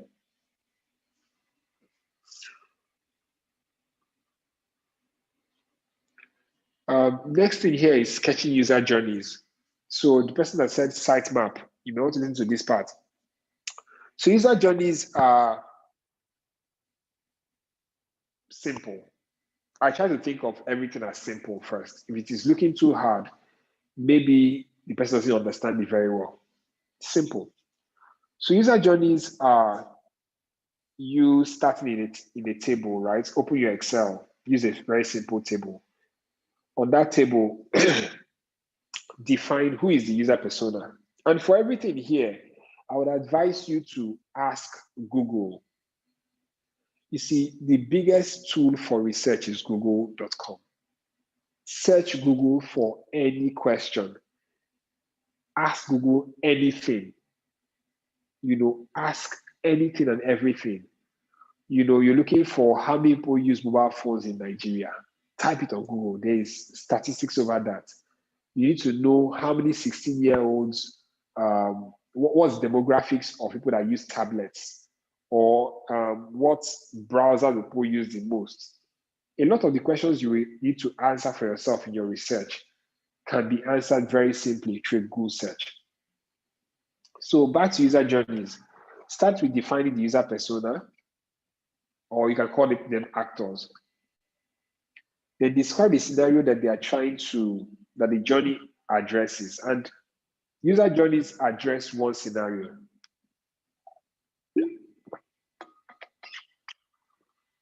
So for example, now let's make a scenario. I'll use Vizy. So Vizy allows people to create websites that are very simple on their phone. Shola is trying to create a website. Shola is a UI designer. She has been designing UI for maybe say a year. And she knows that she's good at Figma. But for her to design the website on Figma and then collaborate with a developer and all of that is going to be too expensive. And she can't do it because the client she has wants to pay 50,000 naira for a website. And Shola needs that money. So Shola uses Vizy app. With Vizy, she can create a website on her phone. And the website will look really, really good. She can manipulate a lot of things. She can make changes. She can make the website look very, very good. And that works. Let's say the scenario here we're trying to describe is she's publishing a new website from start to finish in 15 minutes. The first thing that happens is we have to ask ourselves, is Shola a new user or a returning user? If she's a new user and she just spoke to a friend about her challenge and her friend says, oh, use Vizy for that. And she goes to vizy.co and she opens the app and she sees, oh, start with a template. The first thing is that, oh, I don't need to sign in. I can actually try using this app without creating an account. That makes sense. So the scenario here is, firstly, she lands in a blank canvas, starts using it with a template. And on start with the template, she's seeing template for a wedding website, corporate website, wedding, corporate, resume website, and link in bio type of website. And it says, oh, the client I wants a corporate website. She clicks corporate website, right? Clicking on corporate, she's seeing the template, she's seeing the style. She flips through and sees other pages and says, okay, I'm selecting this template. She goes into the next page where she gets to set the client's logo, the client's menu items, choose their fonts, choose a font that works for the brand. And with that, she gets to hit publish. And when she clicks publish, it tells her create an account. And she's like, oh, okay, makes sense. I can actually send him a link to what I have done so far, or I can create an account so I can save progress on my device. That right there describes the journey of start to finish. Now, with that journey, you then take it and now specify the different phases specific to each scenario. So one of the phase here can be discovery, right? When she's at the discovery stage of finding the app, what opportunities can we improve on that phase? Sorry, give us a second.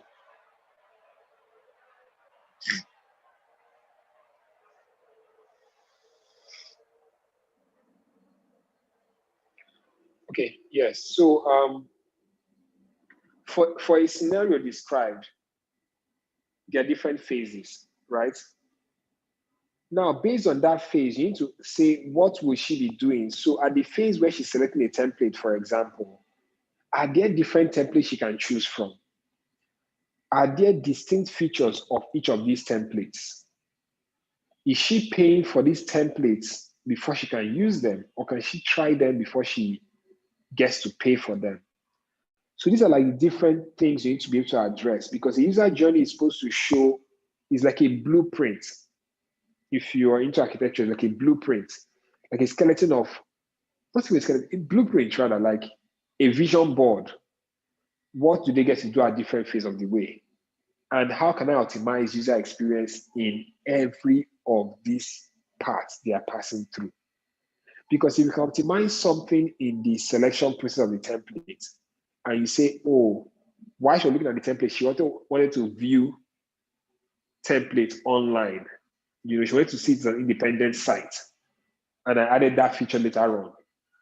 These are like different ways you can improve a particular stage of the journey. So as much as possible, by sketching user journeys, don't sketch them for just the need of having a user journey. Sketch them because you're trying to see how you can improve each phase or each scenario of that journey. And as much as possible, do your research. Do your research because there's always a way to improve what you currently have.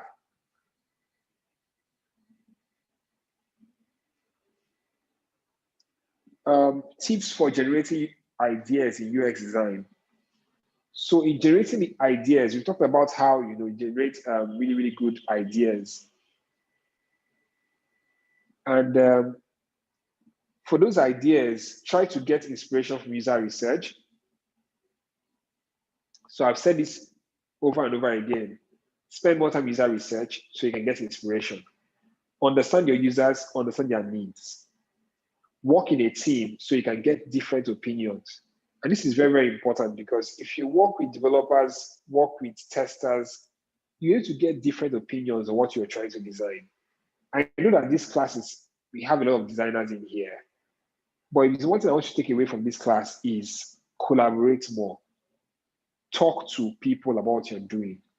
A lot of times you're handing over something that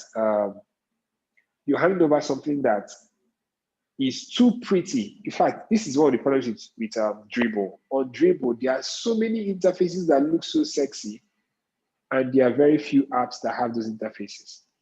A lot of them are like, they're like designs that look really, really good. But when you try to implement them, it doesn't follow the usability that people would expect to use. And some of those things just come and go. For example, I don't know how many of you knew when there was neumorphism. It was like a thing last year or last 2 years. Neumorphism. Everybody was like, oh my God, neumorphism makes sense. And I don't know how many apps out there today that uses neumorphism. So as much as possible, yes, there are things that look really pretty, But if you collaborate enough, you'll be able to understand how to design what can be implemented by a developer. And dedicate enough time to idea generation. It's really, really, really important. Finally, get all parties involved together. UX, UI, dev, marketing, and if possible, the user. Long ago, users are not part of the discussions when apps are being generated or apps are being designed. But today, because of things like build in public, more people are inviting users into decision making. Because if you must have empathy for them, maybe they should actually have a say in what you're doing. So as much as possible, don't be scared to show a potential user what you're building, because if they even see it, you're building almost like anticipation for the app that is yet to launch. As much as possible, invite the user on so that they get to see that you've thought about them deeply in what you're building. Yeah, so wireframes and prototypes. Wireframes are the sketches that create a visual guide of the screens and pages in a product. So wireframes, yeah, they are those simple sketches. You're just, I wish I could sketch right now, but as much as I think we would have like a separate session at that time where I can share my screen. I'm actually just sketching on my screen because it's so difficult to sketch while this is going on and this is connected to live stream. So as much as possible, wireframes are sketches that create a visual guide. Let me see if I can quickly pull up a sketch on my notes. I have a few sketches here.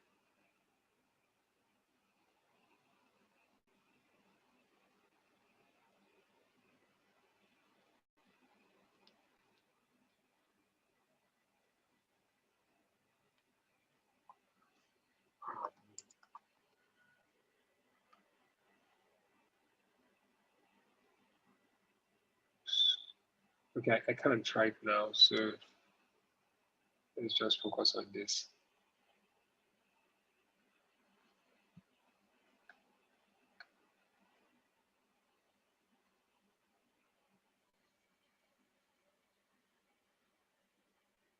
It's just a lot to.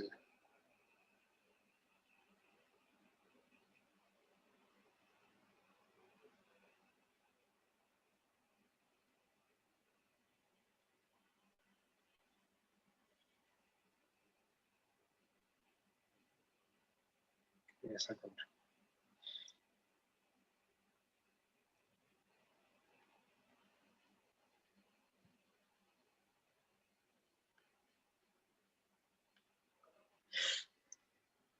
Okay, so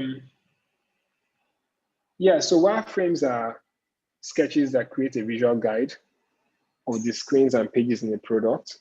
And these visual guides are supposed to help you to understand how to plan your pages properly and how to get feedback really, which is more important. The good thing with wireframes is that they help you visualize what you're doing before you even start to design it. And I hope everyone here understands what wireframes are as much as possible. And yes, wireframes, one thing I would say here is this: even if you're not a designer or developer, know these things. Product leaders, product managers, project managers, as much as possible, learn these skills. At the very minimum, learn how to wireframe, because a lot of times, if you're the one talking to a client or you're the one talking to the end user as a customer, you're the one interviewing them, you want to sketch and create like an impression of what they need or what they are trying to say or what you're trying to sell across. If you can be able to create that, then you can get their buy-in. It will even help you to to see how you can be able to pass down knowledge to the designers or even developers. So as much as possible, these skills are really, really important. As much as possible, build wireframes. Design wireframes, they are very, very simple. You don't even need to sketch that is perfect. Something very, very basic would work, provided it follows like a very simple guideline. Next here is benefits of wireframing. And the benefits here I've mentioned, while we are talking. One of the benefits here is the fact that with wireframing, you can be able to validate the ideas a lot faster. You can test navigation a lot faster. You can make changes a lot easier. Wireframes, people use wireframes, pencil and erasers are like very, very simple tools for wireframing. A pencil, eraser, paper, you sketch, you look at it critically. And the reason you're doing that is because if there's a wrong situation in the flow, like you didn't anticipate for one screen, for example, instead of you having to design and then delete a whole page, if you had wireframed this page, maybe you would have seen and tested this and seen that, oh, there's a page missing here, or this page is irrelevant. And you see that wireframes, the last point here that it saves money on design development, which is true. Now, imagine a situation where I've seen clients who are working with us in the past, they've tried to sketch what they actually need their product to do. And I find that those kind of clients, they're better than the ones that have no idea and they just want an app that works like Facebook with a sprinkle of Instagram and the finesse of LinkedIn. And you find that the people that have a more visual approach to what they are trying to build, they have clarity on their goals better.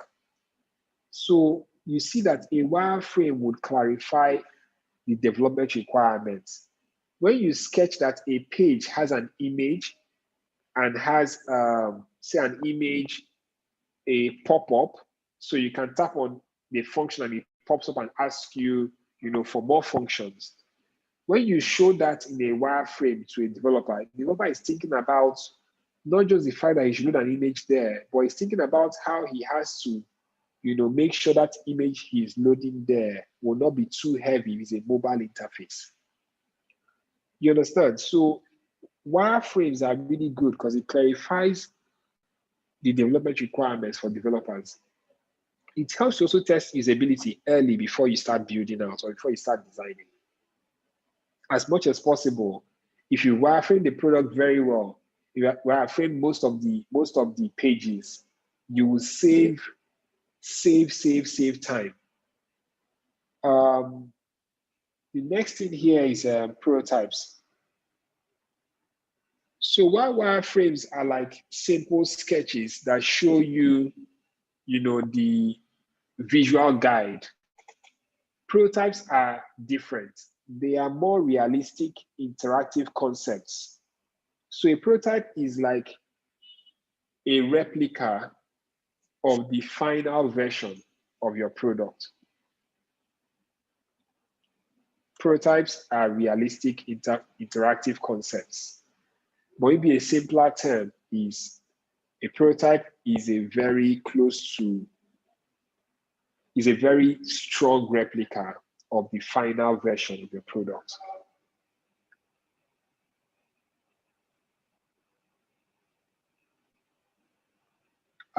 Prototypes are the ones that you see a lot on Dribble.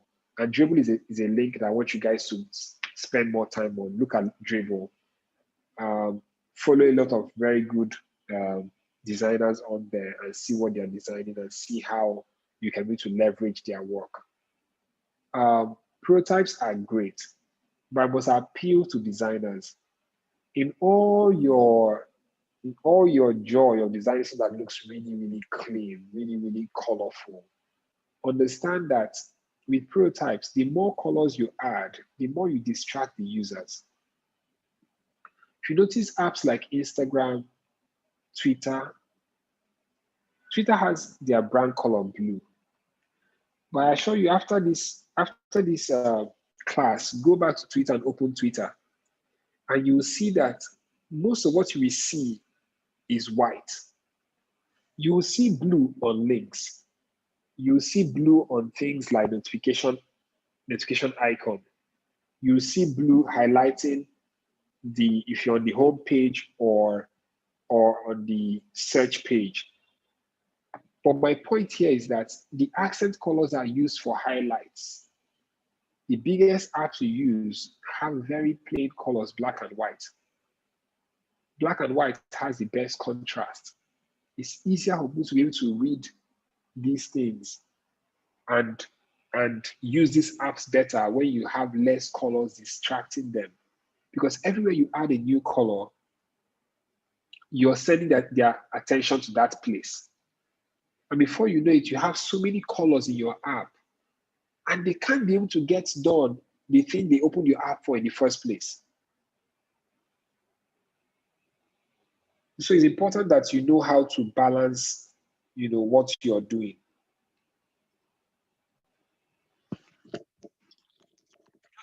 From airport to, can you guys just confirm you can still hear me?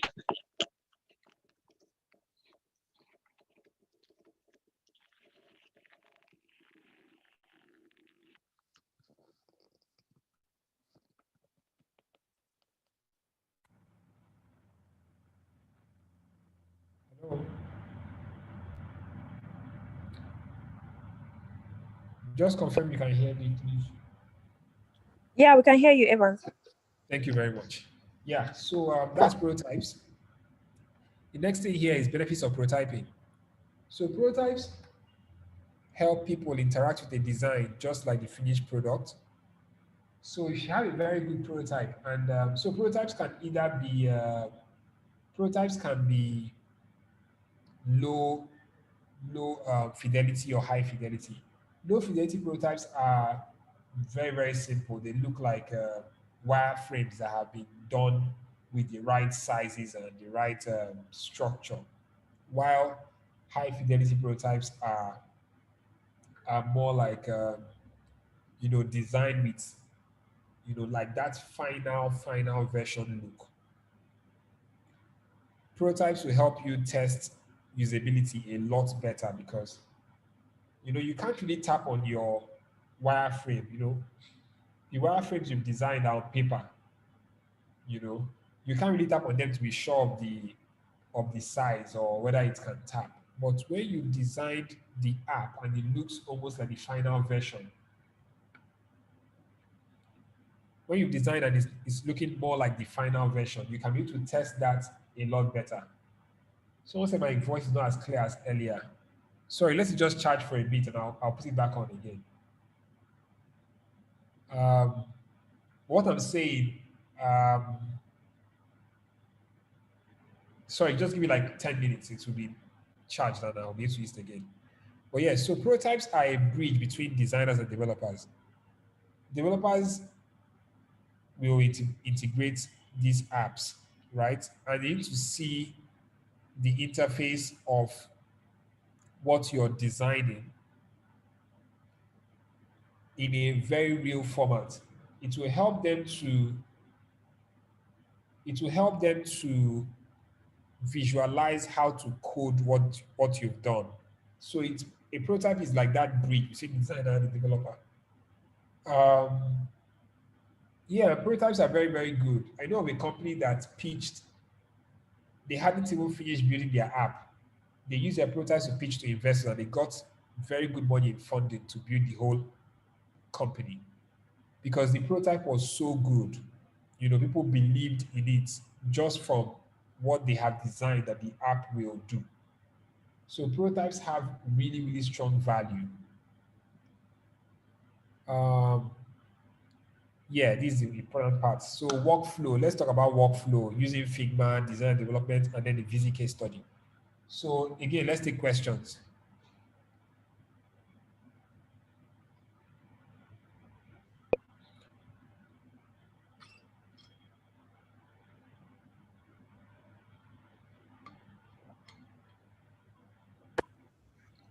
Hi, Evan.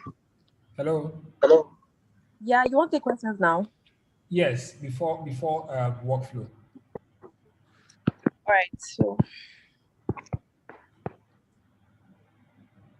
okay, so Orman says, is UI UX design totally the same as product design? Yes, but you know, product design is wider than products that are online. You know, you can be building furniture, and that's also product design.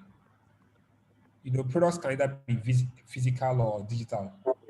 So UI UX maybe not as much, but if it's a digital product, then it's pretty much UI UX design with a focus on products. All right. So Liberty on YouTube Live, she was asking, what about your wow features which the users don't know if they would need or not? How do you do user research for that? What she means is that instead of asking the users like what they want or what they need, how about the wow features that you don't have to ask them? So those wow features can happen only when you listen to them enough. So if you listen to them really, really well, so let me try something else for the audio. Okay. Hello? Yeah, I can hear you. I'll be trying something else to see if this will work better.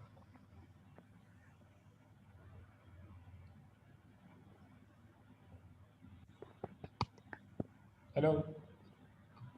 Yeah, I can hear you. Um, can you guys hear me better with this?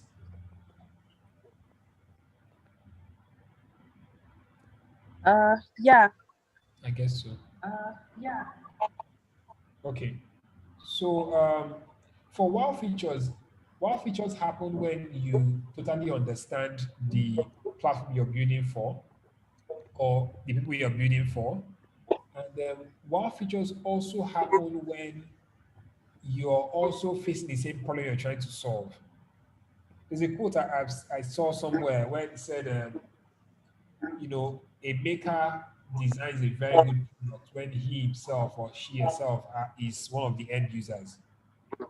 So a lot of times is when you listen to your users very well, you're able to anticipate what features they need next.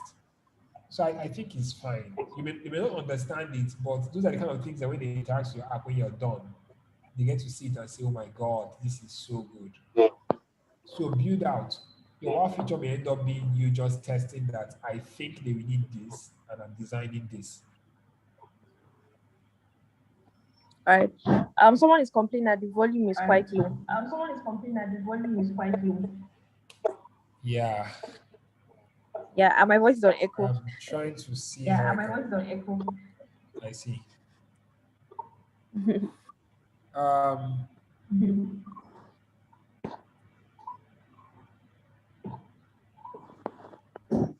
hello. Yeah, I can hear you. Hello. Is it Yeah, I better can now? hear you. Can you hear me? Yes, it's better now. Hello. Can you hear me? Hello? Yeah, is it better now? Yeah, can you hear me? I can hear you. Your voice is low. I just hope on YouTube they can hear. I would have to just send these slides out just so everyone has access to it because the tech has failed tonight. The whole thing is not as seamless as I expected it to be. But I hope everyone is trying to, you know, get the most out of this session. Yeah. The earphones will be charging like just under 10 minutes. It will be charged enough for us to go through 1 more hour. All right. Okay, so can I move? I think someone asked them, what did I use in designing my slides? I use Apple Keynote. Someone is also asking, if you can't sketch, how do you come up with a wireframe?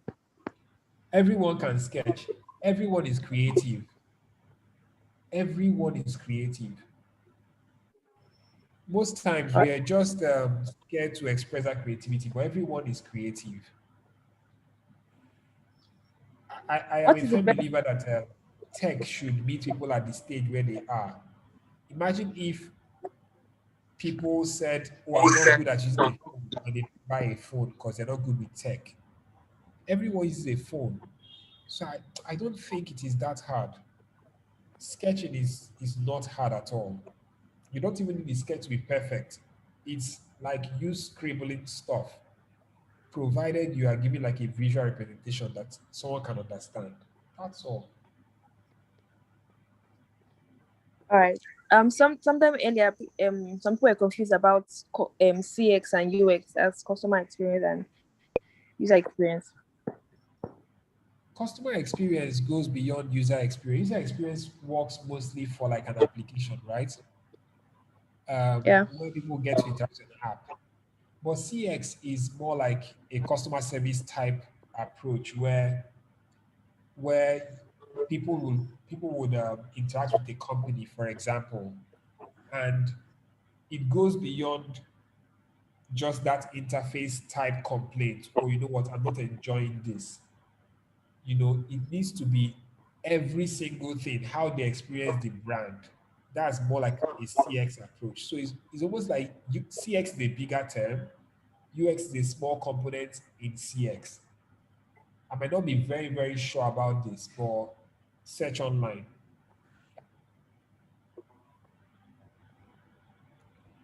Can I go forward now? Okay. Yeah, someone says best tool for prototyping. I would say. And what's the difference between sketching and wireframing? Sorry? And the last one is, what's the difference between sketching and wireframing? Sketching is wireframing. The same thing. All right.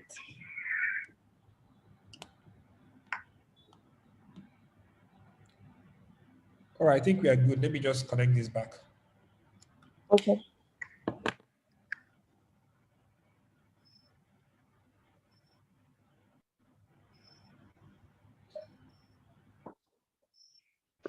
Hello?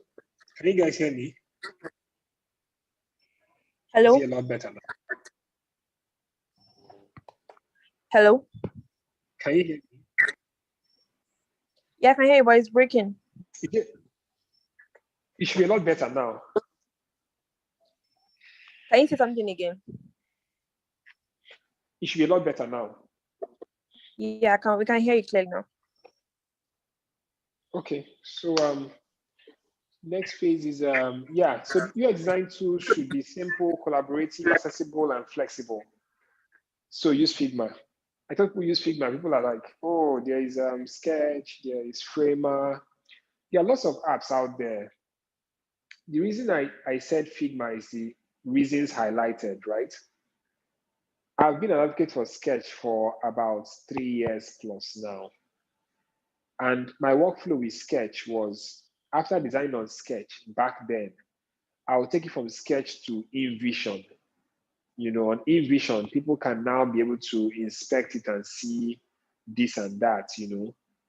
Then it moved for me, at the time, where we are really, really working with lots of team members and all that, and everyone's using a MacBook at the office. So I wanted everyone to have the latest version of Sketch on their laptops. And so I would export the sketch file that has been designed of the app we are building and send it to developers to install on their own. And then to show that, oh, the version of Sketch I have is newer than the version of Sketch they have. And then they have to update their version of Sketch so that they can be able to access the design I sent, else some things will be broken.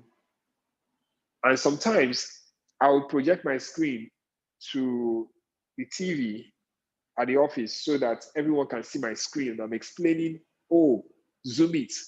Here is 40px height. Here is 50px height. This button is 20px rounded. It was a lot of madness that is not required. I discovered Figma in January. I've heard about them, but just like Figma, not sure about that app. Not sure about that app. But because of the new app I'm building, Visi, I spoke to developer that I had hired, and it was like, oh, let's use Figma. so you can easily inspect elements. I was like, are you really sure that thing you can inspect easily? Show me. Yeah, it's possible. I got on Figma and, I saw the inspect element right there. And I saw that whatever I designed, by inspecting, it is right there. The person can see the specs, you can see the height, the width, every single thing of the design. I think right now it's getting more interesting. I can just show you guys my Figma file. Let's see if I can share. You guys will see my screen now, right? Zoom guys, are you guys seeing my screen?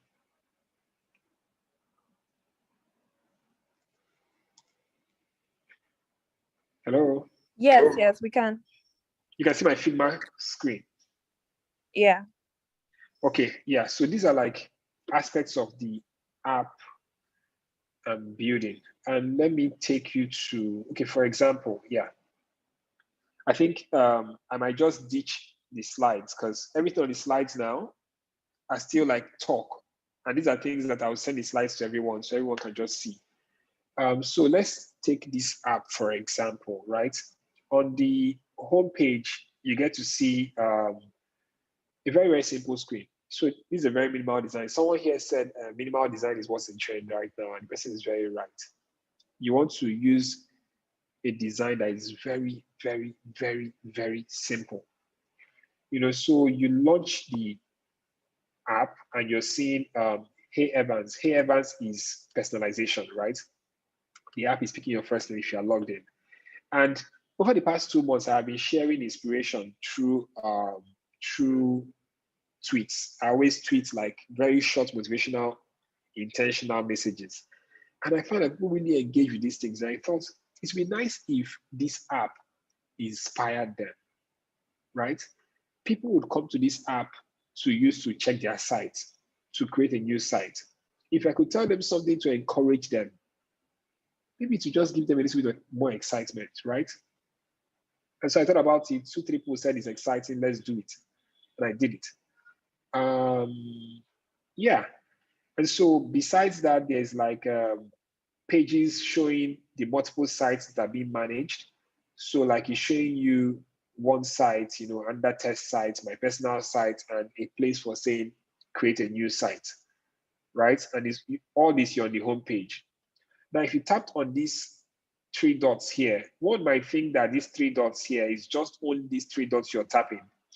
But accessibility requires that you make everywhere around here to be clickable. So everything around the highlighted area in red is actually clickable so that you don't get to say, oh, I couldn't tap on it exactly at the point I need to tap, right? And so that whole area in red is clickable. When you tap on that, here's what happens. It shows you open, view, share. And open view share is for this site. Now you notice that it's being highlighted. Am I moving too fast, guys? Should I slow down?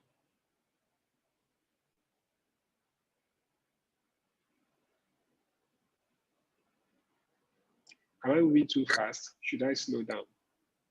Someone said you're okay. Okay. So yes, so you tap someone on this. Said, okay, someone else said yes. Somebody said speed is okay. Okay, I'll slow down. So the highlighted icon here shows that you are actually on this first site. So it's telling you open, view, or share.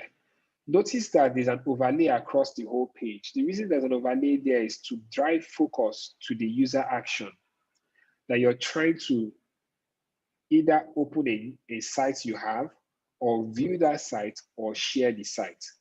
Now, if you're trying to share the site, it takes you to a different modal saying, share this site. And then it tells you anyone with this link. So it's generating a link for you. Anyone with the link can either edit the site or view the site.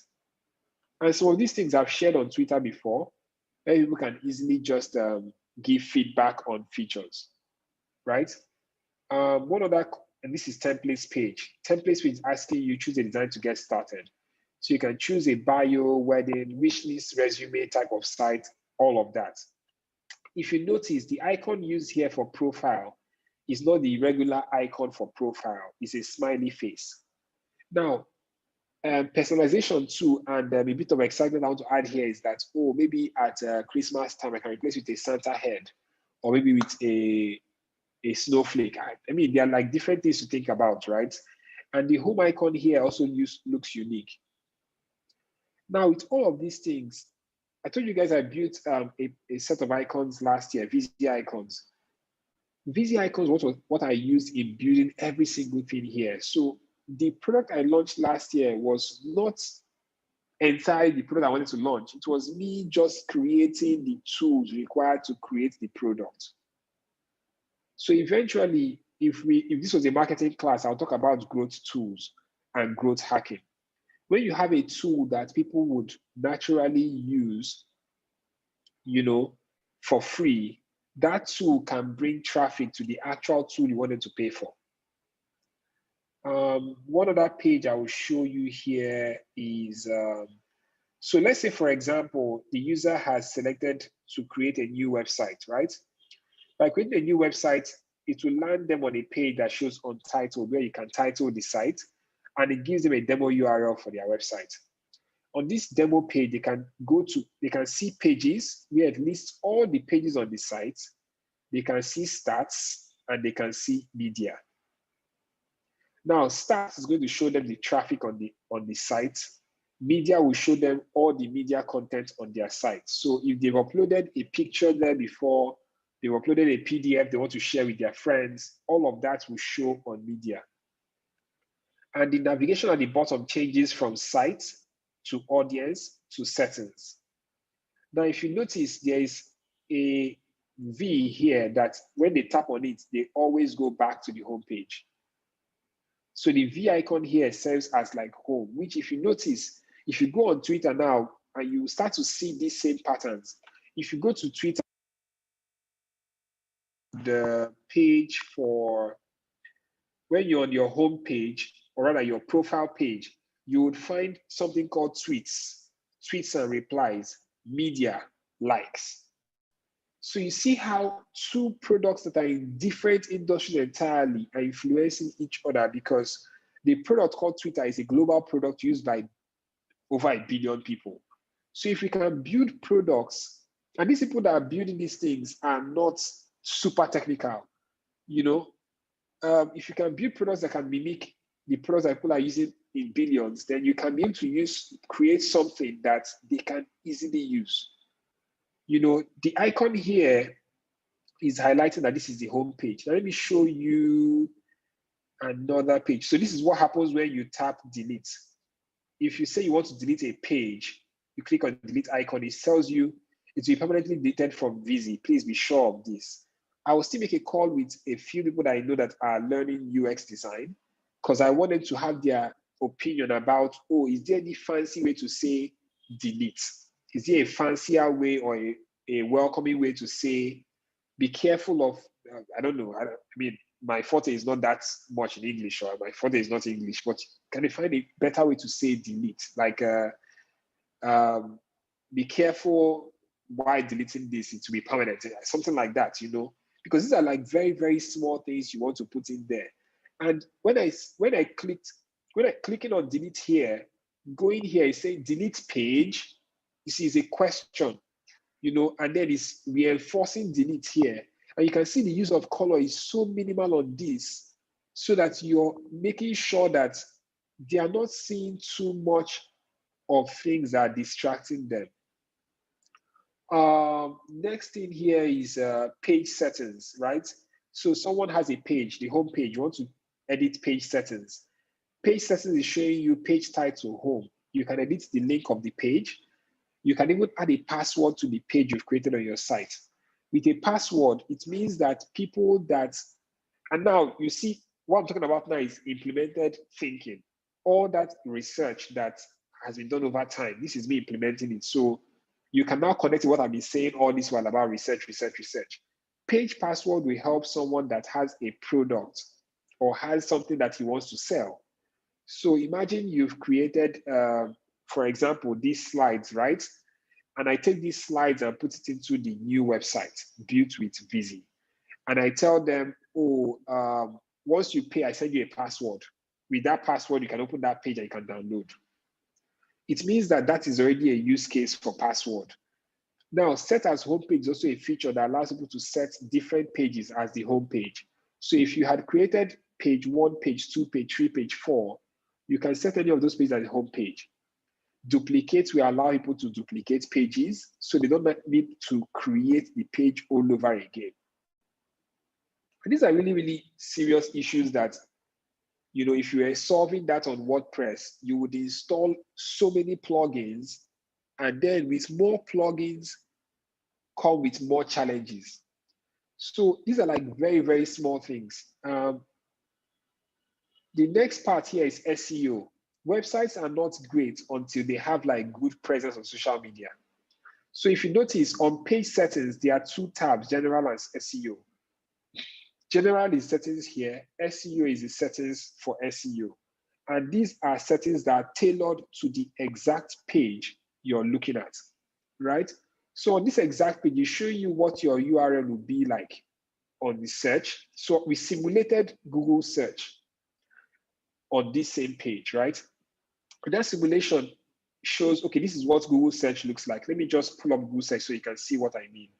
So if you search for websites, yeah, on Google, can you see exactly how, compare the look of this in the blue and all of that to what you get to see on Figma here when you go to the SEO page.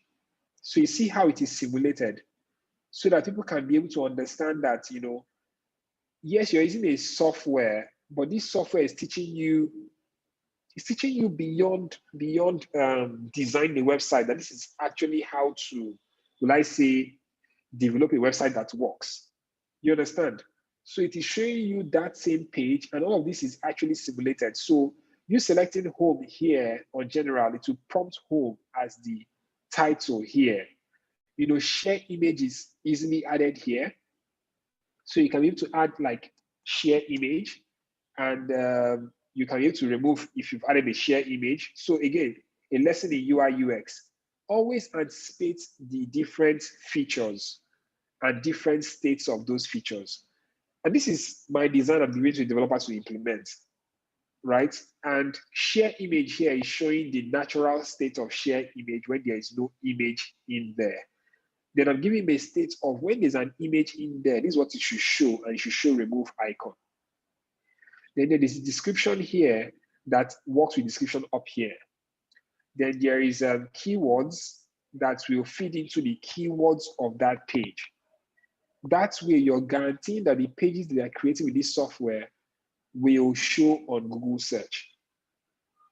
Another very nice page is the editor page. The editor page shows you like a back arrow for you to go back to viewing. And I'm tempted to show you guys a live version of this. Very tempted to show you a live version of this.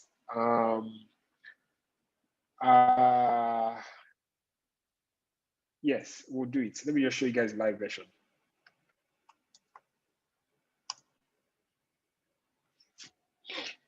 So this is on the web.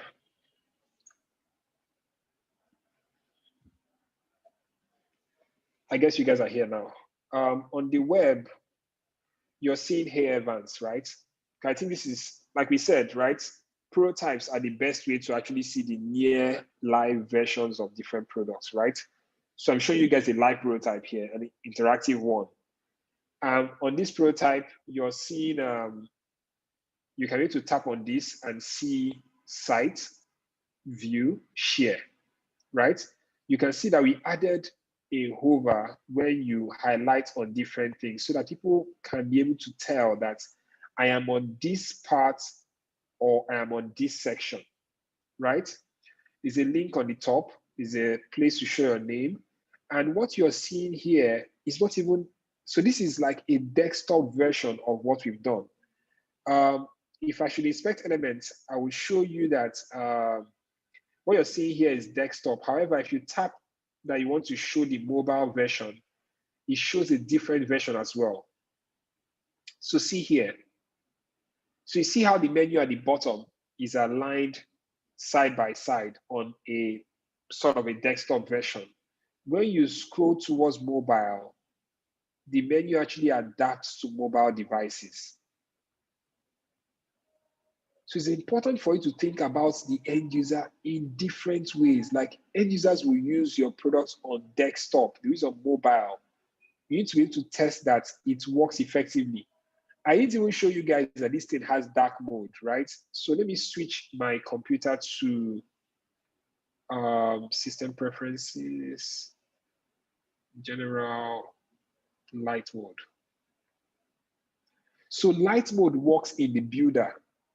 So essentially, you're thinking about not just the fact that websites, people call me, oh, dark mode, everything everyone views has to have dark mode. But dark mode is not just for the website people will build. While they are building the website, people would create stuff at night. Developers, designers, makers, they work at night. If you put dark mode only on what they've built, then how do you really care about their eyes?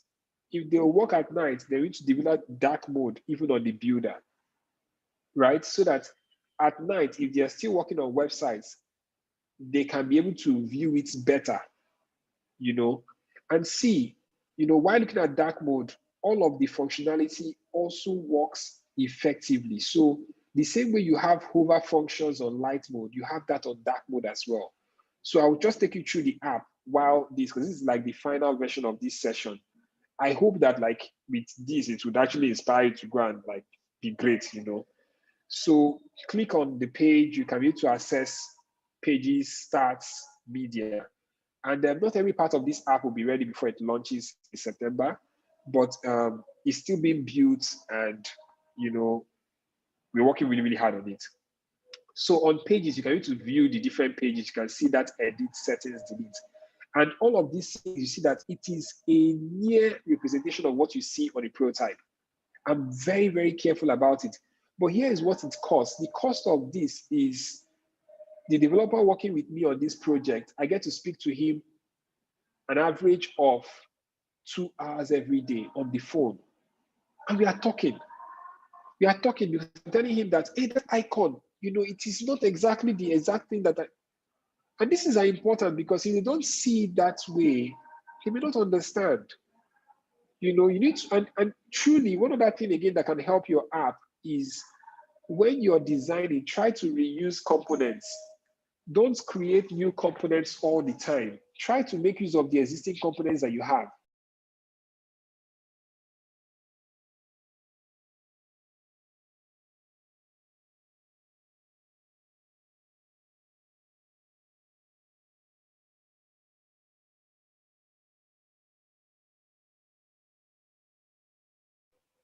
Sorry, I had to mute.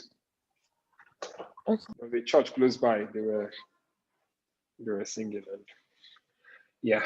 So yes, user experience is truly, truly, truly important. I don't know if the developers here, if I should show them like really deep stuff around the design. It doesn't end there. There are lots of more things, you know. But yes, there are lots of more things. So clicking on home will now get you to the page you want to edit, right? And on that page, you can see there is plus for you to add different things into the website you're creating. There's an undo icon, there's a redo icon, there's a preview, there's a publish, there is editor, which shows the page you are on. I hope we are still together. Okay, yeah. There's editor, there's reorder, there's settings. And when you're on a page, by clicking on settings, then you get to see those settings I will share you with general and SEO. Now, here is something. Do you notice that, you know, you can actually tap on, did you guys notice? Let me just zoom here. So look at this. I'm on SEO. By the time my cursor just goes close to general, general is highlighted. Now, the reason for that is apps need large tap areas. Not everybody will tap on the exact thing they want to tap. They need to be able to tap on places around what they are trying to tap, and to just respond. So you won't believe that, with this, you have to be careful about, I want it to fade in, and really you have to be meticulous about these things because it's really, really important. So by clicking on general, you can be able to switch to see the general settings for the page. You can be able to type in a title. And if you notice, when you tap in here, you can be able to see that, it highlights that whole area so that you're typing into that area. And everything, the colors are very, very easy on the eyes. So it's not even too harsh for you to see. Going back, you can be able to publish. You can be able to preview the site you're building. There is one other thing people know a lot about my work, and it's the fact that I always look for a place to put confetti. And it happened here again. But now confetti is in color. And it's like really, really nice. People love confetti. A friend of mine, when I launched one website I was working on some time back, she really liked the whole idea of confetti. And she was like, can I get it to do it again? Right? And I said, okay, but you won't believe that just that feedback bettered a very small function on the published page called more confetti. And more confetti is very small. It's not the main thing people need. So I put it small almost at the bottom, that whenever people tap on it, it can always just throw up more confetti on the screen. And people will just be excited about very simple things like that. That, oh, I can always tap to get more confetti. But again, under thinking, again, research has it that a lot of people use QR codes last year because of the coronavirus. Coronavirus means that, you don't want to touch items. And this is not, it's not killing people in Nigeria. It doesn't mean that people are not dying outside, in other parts of the world. If you're thinking about the fact that people are going towards a no physical touch type of system, you need to find a way to bake in QR codes in what you're building. So in this product, if you notice, Twitter has QR codes, Instagram QR codes, a lot of platforms have QR codes. And so we baked out QR codes into this platform so that when you click on QR code after publishing your site, automatically the system will generate a QR code for you that you can download. By generating that QR code for you, it doesn't just end there. By clicking download, automatically the system will email you that QR code in PDF format.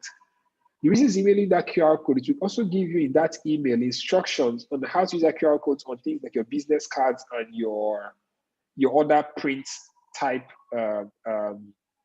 documents. Because if you need to showcase your website via QR code, then it's just nice for the site to generate a QR code for you.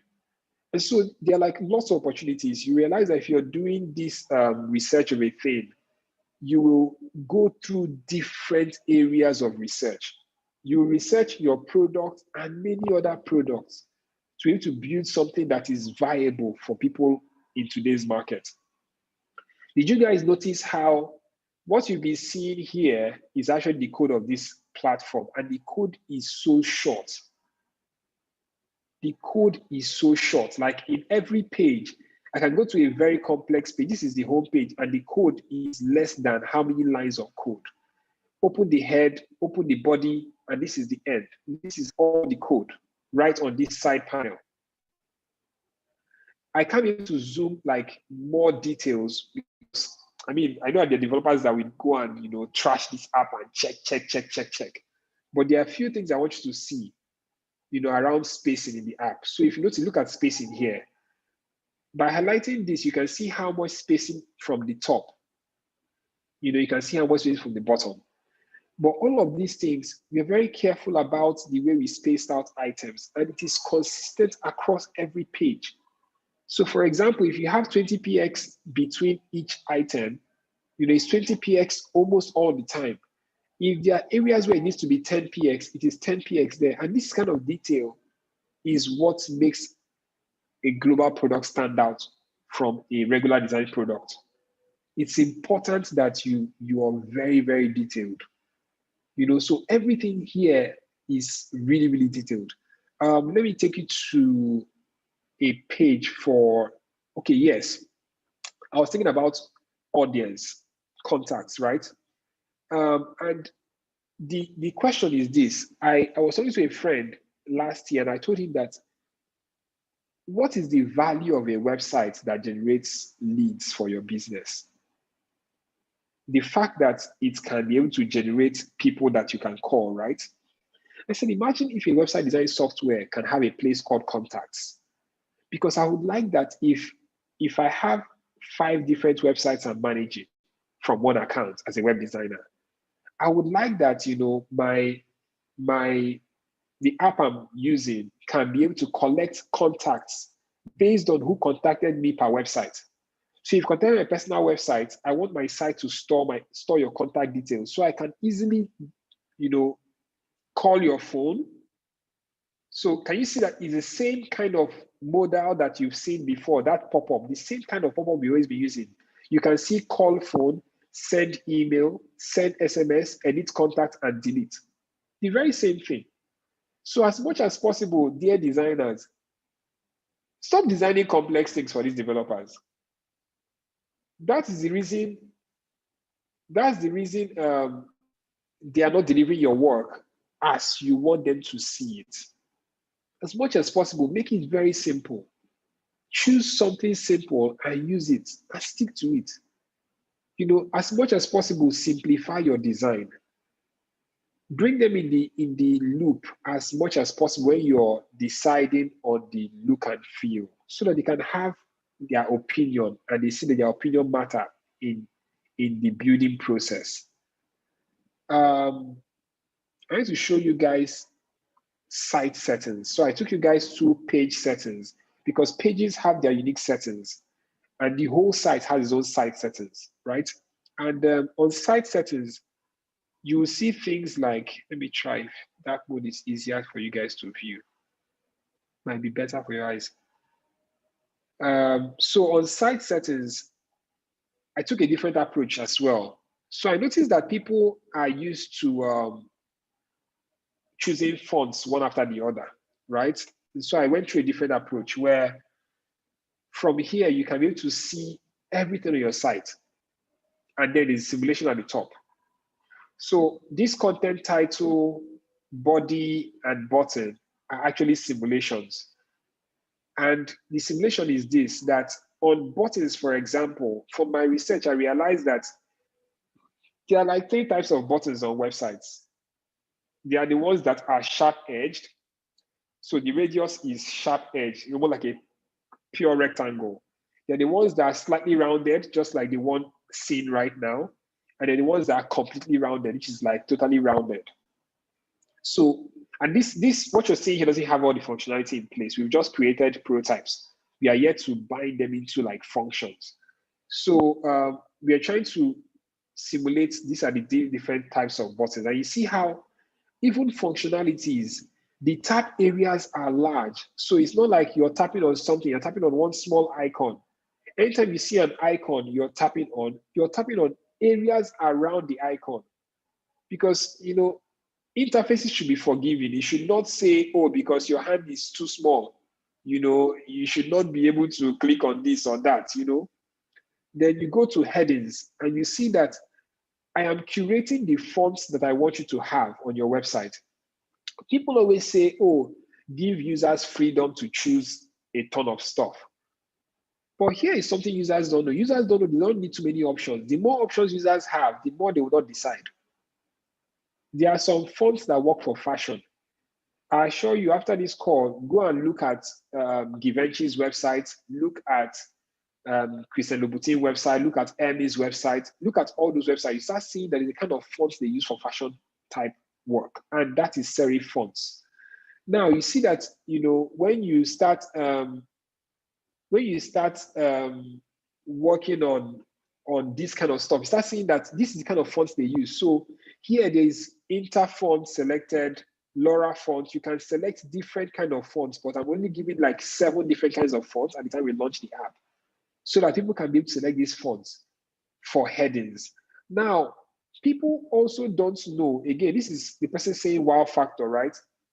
Users don't know that, or clients don't always know that there are some websites that there's some fonts that don't work for headings and body. Some fonts are only good for heading. So here I've separated the heading fonts from the ones used for body. If you also notice, like here, you can see simple slight animations for things like when you open it and recording and when you close it. And these are like very, very small detail that you want to put into your app that will then give that experience you're looking out for. But here, beyond heading, you can even notice how when you select something, you see how it's highlighted. This is really, really important. Contrast, color, legibility. These are important things that will help people to use your app. And you will not spend so much money on customer service. If you build a great app, you will sleep. People will use your app and they will scream about it on Twitter. You wake up and see the Twitter and say, thank you very much. But if you build it and you build it in a tacky way, they will call you every day. They will be in your DM asking you, how can I do this? How can I do this? How can I achieve this? Build a very good app and people will be able to advocate and tell you, oh, this is how this works. How many of us here are chatting with the CEO of Figma or even the Figma design team? The Figma design team invested a lot in the Figma software. Same with Instagram, same with Twitter. And that's why these apps can be able to be independent of daily customer service. Not saying they don't have a support team, but their support team are reserved for highly technical type issues. Many other things people can be able to do it themselves because they've invested a lot in UX research. So I was telling you guys about body font size and text sizes. So see what I did here for text sizes. So I was telling you guys that text sizes are better off in small, medium, large, extra large, and what I've done here is to ensure that, this is mobile, tablet, and desktop. So on mobile, the font size called extra small is 10 on desktop, 10 on tablet, 10 on mobile devices. The text size called small is similar. But as you go bigger to font sizes like large, extra large, 2 extra large, 3 extra large, you start seeing things like 45, 90, and 100. And you're doing that because you're adapting that a font size that is really, really big on desktop should not be equally as large as that on a mobile device. Because if it is too large on mobile, you forget that mobile screens are a lot smaller, and people hold phones closer to their face compared to how they hold their computers. Computers are almost at a healthy distance from your face, while phones are held on your hand closer to your face. So you can really reduce the font size of phones and people will be able to read it better. If you open your Twitter again, you see that some things are actually in small fonts. But because you hold your phone closer to your face, you can really read that kind of small font. If you use that same font size of designing a mobile screen or a desktop, it will look too small that users may not be able to interact with it. Yeah, and even in this app, I'm also giving developers options to add custom CSS because that's one of the things that I hear that people really, really need. Let me show you something. When you want to edit, for example, you're creating a header. Some people that follow on Instagram will be able to remember that I had this discussion. So if you're adding a header, for example, here is the content area. So every area of the app has content and style. Content and style is something that is very common once you're using the blocks, right? And here for a typical header, here is what they look like, right?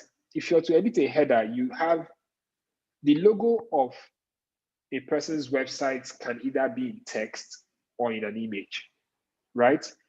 For people trying to start maybe a small business, maybe it's fine, they just write their text, their name as Shola Foods, right?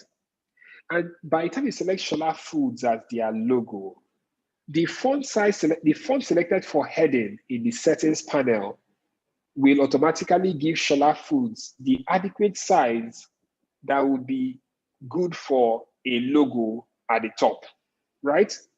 While image will allow them to upload the logo for Shola Foods. So you can see, you can toggle between text, image, Now, something else I learned from one of that platform, I don't remember what platform right now, is conditional design. So conditional design is this. You're not showing users so many things. Show them only what they need to see.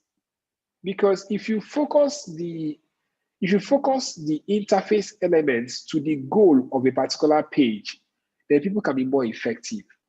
Use case here is the fact that when you opened edit header, for example, it showed you text. It's inside text, you then entered Shola food. If you clicked on image, it's not showing you that same place again. It's showing you straight a place to upload an actual logo of Shola Foods. You understand?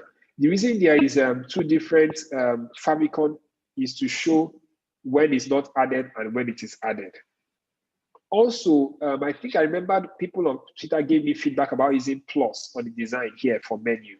It used to be plus here, and someone said, oh, chevrons are better. You know, it's better to use a chevron.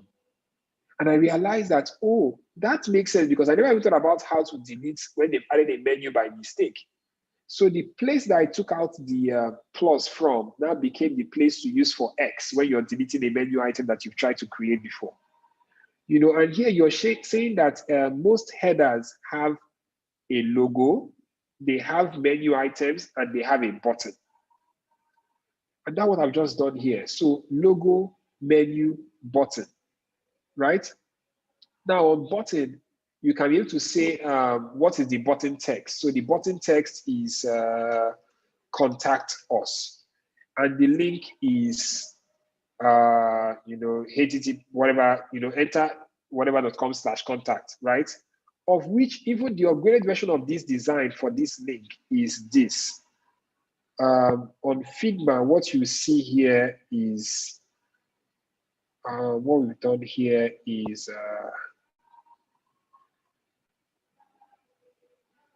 yes, so when you're trying to add a link to anything, a button or a form, it will actually say search or paste link. Now, search or paste link, I think I saw that feature in, I think, Elementor or one of these other platforms. And the idea is this: people don't even have time to go and copy something, right? And bring it in here. If they are trying to link, in this use case, they are linking to contact us, which is a page already inside this site. I should be able to search for contact us, and it should pop a pop-up down here, to say, to bring up that page, and I can tap it, and then it just links to that page. Things like open the new tab should be very, very simple. You can just tap and open the new tab. Back here, it might interest you that simple things like the switcher for this we actually spent good time trying to make very, very simple toggles. Here, when you tap on edit header and you go to style, I simulated the different styles of header options here.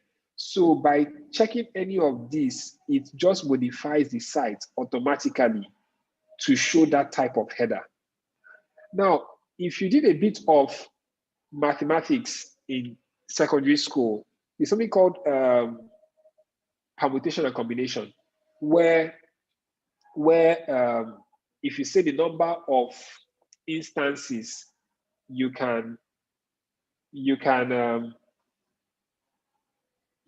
get out of something, is, say, for example, if you want to arrange ABC in different ways, you can either arrange that ABC, BCA, CAB, ACB, CAB, all that kind of stuff, right? Now, if you think about it, people are usually worried about, oh, my site will look exactly like this other person's site. But no, it's not the same. Because with all these extra features that allows you to select, it means that you can truly customize a website that is unique from the next client's website, which is one of the fundamental problems of developers and designers, that, oh, they feel like all we design is just template. So maybe what they need is the fact that, even if they are templates, all the templates are dynamic, that you can use template A and use font C and use header style B and use body style this, and it creates a new unique website. You understand? And it makes sense. You know, you can able to say, okay, the width of the header can either be boxed or full layout. And you can even choose the kind of nav icon it has. So on apple.com, it has this two-stroke navigation. This is the common three normal navigation and all that kind of stuff, right? And the logo will be able to be increased from small, medium, large, and all of that, right? Menu and button, you can able to increase the font size and all of that. And in fact, this on its own is a whole different thing entirely. You know, the fact that you can actually increase things like this on your screen is actually brilliant. And you see how easy, because each of these things here, the tap areas are healthy enough that people can be able to tap on it on their phones. So if you think about it, it's almost like mobile first approach to design something, but you're bringing that mobile first approach into a desktop such that people can be able to like brilliantly design stuff easily on their phones. The last thing I'll talk about is spacing because of balance, right? When you're designing interfaces, right? You need to ensure that with spacing, you can show what is connected to what, right? If you notice, all these four layouts for the header styles are separated by about 10 px space. So from the file, if you inspect elements, I mean, you can't really inspect element, but it is actually 10 px here and 10 px here. Between style and each of them is 20 px.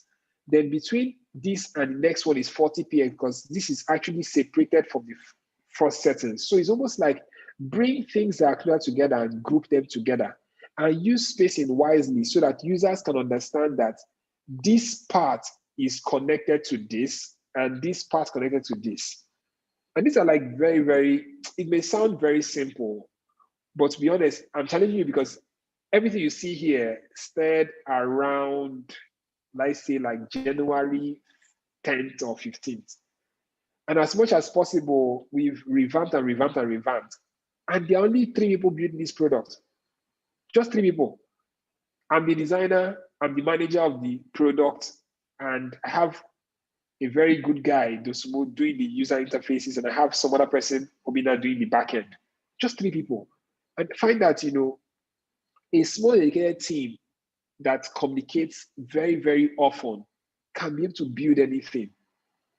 To be honest, sometimes, a lot of times we spend time, you see, what you guys have been seeing in the past 3 hours of us talking here is all black and white. But I'm seeing people saying, this thing is sweet. When is it launching? It's black and white. So in all your point of colors, don't forget that you're distracting users with all these colors you're pouring. Sometimes you need to simplify it first and make it like very basic. When you have that basic black and white and they can be able to actually do stuff, then you can now intelligently add colors where needed. But depending on the industry you're serving, you might not need to add so many colors to it, because the more colors you're actually throwing in, the more they are distracted. You know, there are many features of this product that are not even mentioned here. There is a tab you may have been seeing. Let me just zoom that tab, maybe to make it a lot. So at the bottom left of your screen, you're seeing saving, then changes to saved. Let me just refresh again so you see. Saving and changes to saved. Now, the whole idea here is this. In building websites, right? People don't always have fast internet. This app we built as a progressive web app.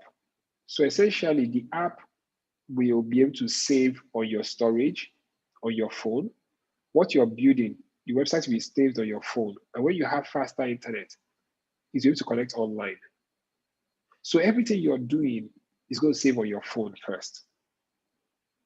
So if you think about it, it makes life a lot easier. All the work that is done here, my joy is that by the time it launches, people that create sites with this platform, they are creating sites that are fast by default. There's one other thing I want developers and designers to do more. If you go on your Google Chrome, it's something called Lighthouse. Lighthouse is a tool embedded in your Google Chrome for you to test your design for accessibility and all that kind of stuff, right? I'll run a quick test right now on the screen so you guys can be able to see what the test results look like on this design on, let's say, the home page, for example. I'm generating a report for mobile.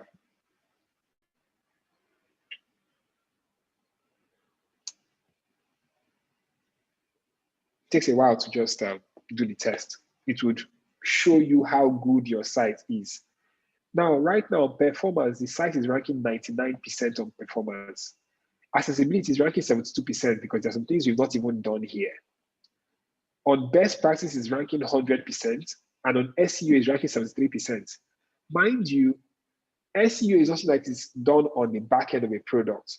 However, you know, I know there are things that we can be able to do for the SEO that will improve it. But for me, the goal is that at the time of launch, this product should score at least 99 on those 4 different fronts. Because for everything they see there, everything that they tell you is wrong is a place for you to improve your design. And I know that some of us are working for clients that want you to pour more colors in what you're doing. But resist the urge. Even when pouring colors, pour it wisely. Because you're not just serving the clients, you're serving the client's customers. If you build a website that is difficult to use, it doesn't really help the work. Because eventually they'll come back to you and tell you, oh, the website is not working as much as it should. So as much as possible, think about the users all the time. What we just ran now is a test for mobile. I run a similar test right now for desktop. So on desktop, and this is actually on your Chrome Dev Tools, it's actually right there.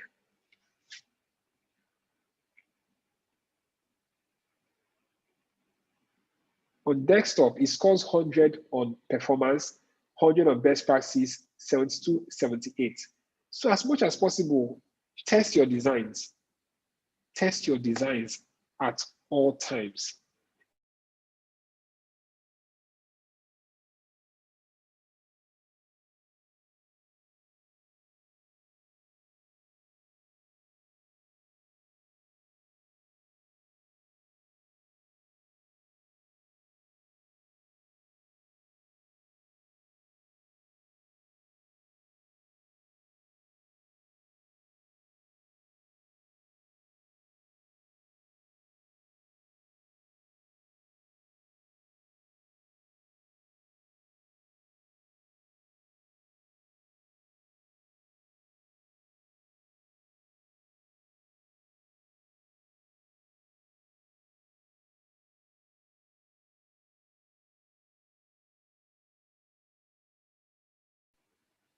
Hello, can you guys still hear me? Yeah, we can hear you now. Okay, yeah.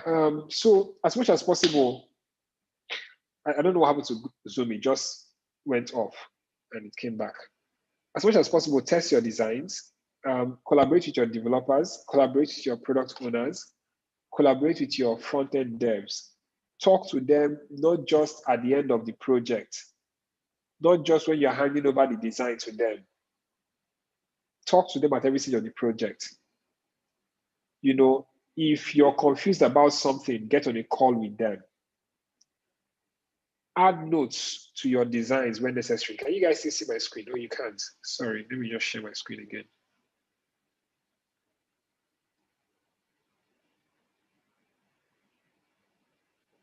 So as much as possible, get on a call with your developers when you don't understand what is going on, when they didn't deliver your work as you expect it to look like. Get on a call with them. And as much as possible, use a design system. Let me show you guys something else on Figma. I can't give access to Figma right now, but because I don't have even the account to share a lot of access. But let me show you guys something. So when I tell you guys research, let me show you.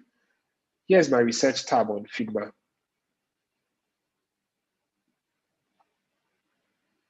It's frozen.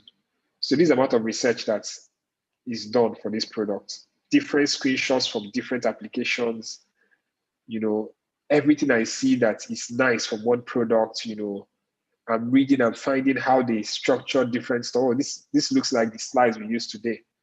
So you can see how the interface of a dashboard inspired the slides we're using today for our class. Research even down to pricing. If you are able to decide on pricing for a product, you need to research what is the industry pricing looking like for that kind of product. This layout here, I think is from MailChimp. There are like lots of things you can do research on, and as much as possible. Okay, yeah. So this is also how I share my feedback on, or when I want feedback from people during research process. One of the earliest versions of the app had like different ways of clicking sample options. So there's like open, invite, and that kind of stuff, and then there's the one that goes left and right. And I didn't want to use those two because in as much as users wanted either this or this, I realized there's even a better way of aligning these things. And that's what research does for you. You might think it is sample A or sample B, or it is sample F. Let me show you what this looks like right now. This is what this should have been. So what you see here was once like this. I'll try to round up now because I think I'm hungry actually. Yeah, so this used to look like this. This is what users said they wanted. I hope the person that said wow factor, the person is still online right now. So this is what users wanted from the product. They wanted when you tap on a link, you get to see, say for example, this would say Visi here.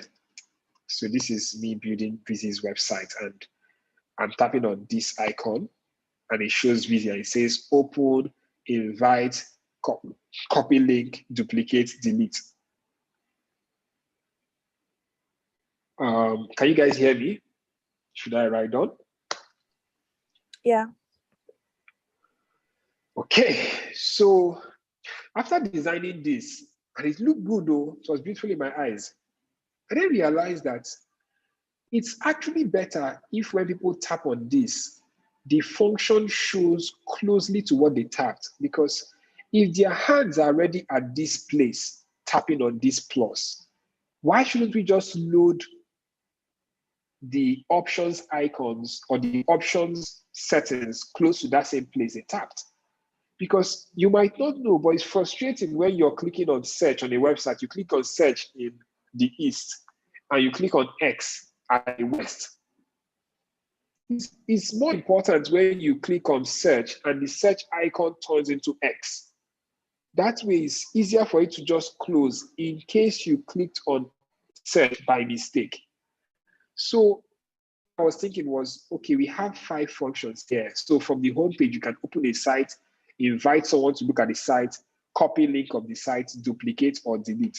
And I was like, should people even be able to delete websites that easily? Do people create websites to delete them immediately? No, they don't. If they want to delete a website, they should actually go to settings because they actually want to delete this website. Because if you have delete function to be so easily seen, someone will delete their website by mistake and come to you and say, I did it by mistake. So why don't we just tuck the delete function they place within the settings of the site, so that if they really intend to delete the website, then they go to settings and then delete it from there. And so because of that, we then limited the options that they needed to not just open, invite, copy link, duplicate, delete, to open, view, share. Now, over time, they say, you know what? We want to copy the link. We forgot a link to our website that we came to build. We can say, okay, but think about it. People don't really forget the link of their site that they are building. They know the site they are building, and they know your platform. So having copy link to be that clear in that place for you to copy the link of the site, it's not that relevant. So one other thing that you may deduce from all this talk is that the best design simplifies the process. So as much as possible, you finish designing, simplify what you've done. And after simplifying, simplify it further. Because complex systems cost a lot of money to maintain. Let me show you notes. So I mentioned always leave notes for your developers. So here, you may not have seen this, but this is what the site settings design looks like. So there is a place for you to change the color, like, and to pop a color picker, so you can choose different default colors or enter your hex code color. We've not built that function out. And buttons have hover. So every button, when you hover on them, it has a hover style, right? Now, the hover styles on these buttons, I've dropped a note here saying that the hover style would have style A style, B style, C style, D. So as people are sliding, they can slide to different hover styles, which is a new thing to make them really unique websites, right? Now, for these different styles, I'm telling them that, oh, you know what? When you click on hover link, for example, here's a link to a place where you can see different button styles. And, you know, in that button styles list, use this one for style B, use this for style C, use this for style D. But you may think that my notes are enough. I still end up calling these developers because it's a relationship. You know, if you want a relationship with a woman to work or with a man to work, you call them on the phone. If you want a relationship with your developers to be good, you call developers on the phone. Talk to them like you feel their pain. Talk to them like you understand they are your end users. Talk to them and understand that you know, you are there for them. You're trying to build something that it would be nice if we do it this way. You know, one would think that, you know, this product is very, very complex to build out.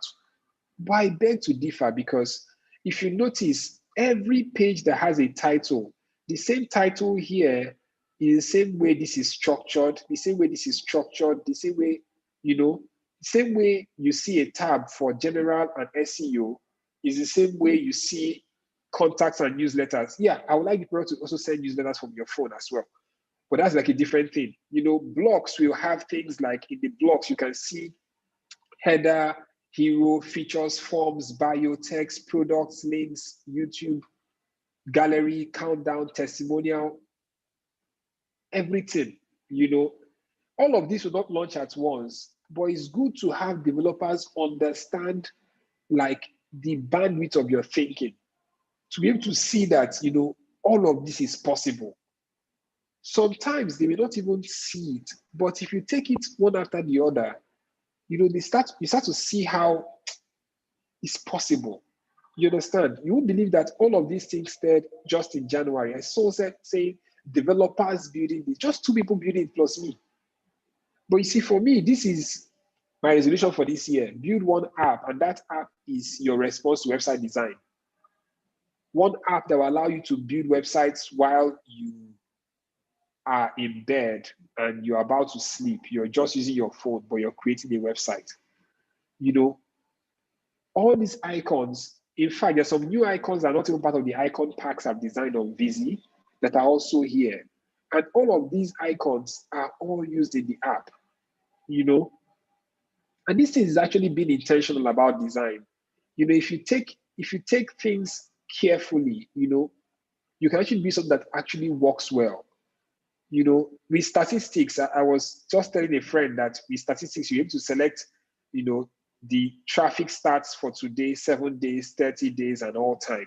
You're able to see live visitors, you know, down to bounce rates, people visiting your site, what pages they are viewing from, where are they coming from, what countries and what devices. You'll be able to share your statistics publicly, and this would actually help people that are influencers, because influencers want to prove to brands that they actually have traffic on their site. So if they can share their stats publicly, their stats will be generated on a link called whatever URL they have /stats. And once they send that to whoever wants to give them a gig, the person can see publicly that this is how much live visitors that this person gets on their website. And that is much more proof for them to build more. So you notice that with this, you know, if you're thinking about end users, think about them like they are your family and they're your friends. You know, exhaust your thinking on the product, you know, think about them deeply, You might not solve all their problems from the get-go, but you don't know how much you're solving just from the fact that you're thinking about it in the first place. Thank you very much for coming today. Are there any more questions we can just take and we just round up everything? Thank you so much, guys. I've been running those already. So I'll just go back to the slides now. So everything that we've covered, like parts, the rest of the slides was just the problem out there. Professional websites are difficult to manage, expensive, and it takes too long. Solution: Vizy helps you create pro websites easily on your phone, no code. So I was showing you guys edit header. I want to show you guys just snippets, but to make up for all the madness of the internet today, I think is where I showed you guys the real app and inspire you guys to build stuff. I would add the slides to Gumroad so you can get to download it from there. And yeah, I was going to sell them, but you guys can still buy it if you want to buy it. That's the best way to put it. Spacing is important. So I showed the slides, there's spacing for you to see that, these are the kind of spacing that I described, the spacing used on different aspects of the app in the skeleton. And the last thing was question and answers, and that's all. So one thing I would say is this: I wanted to build like a Slack community so you guys can like reach out and stuff. But I don't even think I have the amount of time or bandwidth to answer everyone. But as much as possible, reach out like through Twitter. Twitter is gone. I hope it comes back. Reach out through like Instagram or email me. I'll add my email to this slide so you can easily just email me and I'll try to reply. Yes, I created a design system for this app. I created a design system. It's actually, so eventually when I'm done with this app, I will then unbundle all the different things used in building it and have them either as paid resources or free resources. But one of the things I stand for with Vizy is just a side project I started in November of last year. This app, just January. But the truth is this, I find that if you want to make things very, very easy and we say no code, it should not also be so expensive. Design systems are very, very important, Hafiz. They are very important because if you have a design system is the reason why we can build multiple pages so simple on this app. Because we have a particular way tabs look like. You see those tabs, you see all those general and settings, all those kind of things. Once it's done once, it's done once. That's the way we build this app. So as much as possible, try to use a design system. There are some online you can buy. You can create one if you have the time. For example, you won't believe these slides you're looking at. I actually built a design system for these slides on Wednesday. Let me just show you quickly. So keynotes, my screen is still being shared. Yeah. UX design.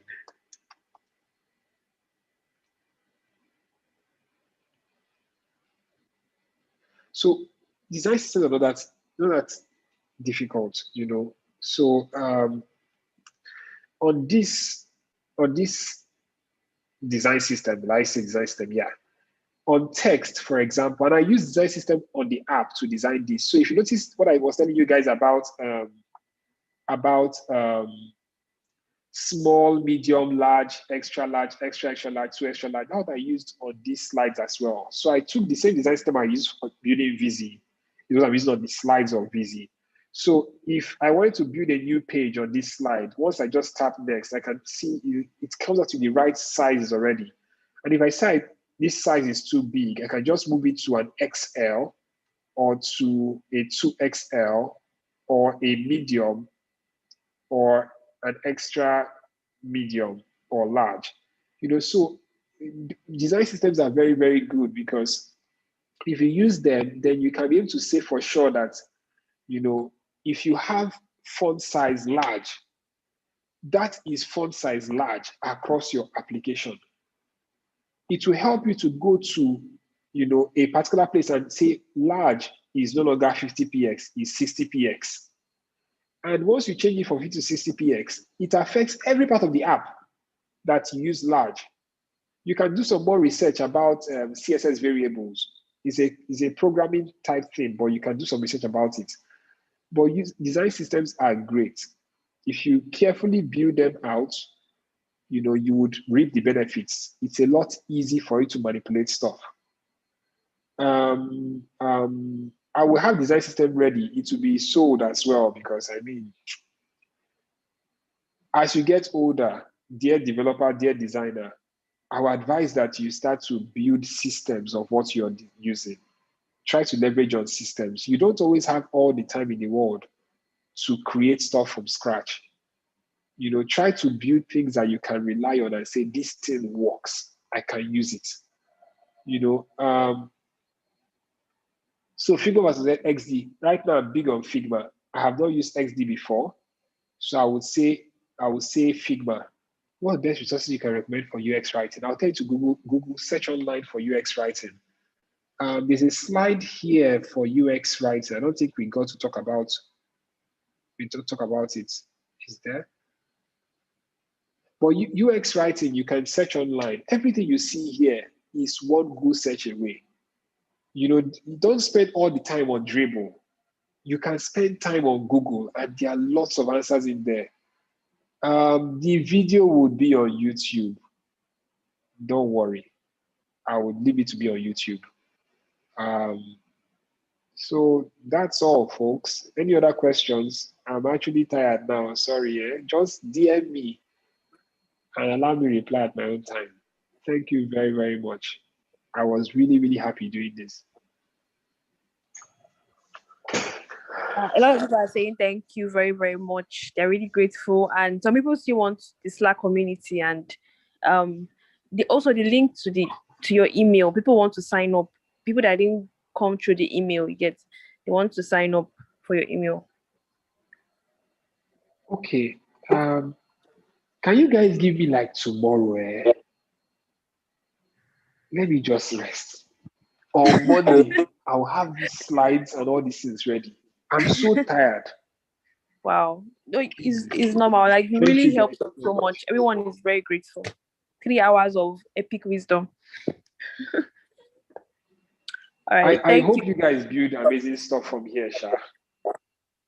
And yeah. Yvonne, thank you so much for helping with this. I really appreciate it. On short notice, thank you so much. I really appreciate it. My pleasure. I really appreciate it. My pleasure. All right, guys. All right, guys. You guys should follow Evans Academy on Twitter and Instagram for those that are asking how they can still keep up after the class. Yeah. All right. Bye. Thanks. Blossom was here. Blossom is definitely the designer. Blossom, thanks for coming. I saw your hand. Thank you so much. A lot of friends are here. Marvin, Lebechi, Morenike, like a lot of guys are here. I really appreciate you guys taking our time. And really, all of this is happening because you guys actually signed up and you guys are here. Thank you so much. Thanks for allowing me to be used to help you. Thank you so much. Have a great day. I hope this cheers you up too. Nigeria is tough, but we have to just keep trying, helping each other. Please help each other. Reach out to everyone and share your designs. Don't be scared to share your designs online. Thank you very much, and bye-bye.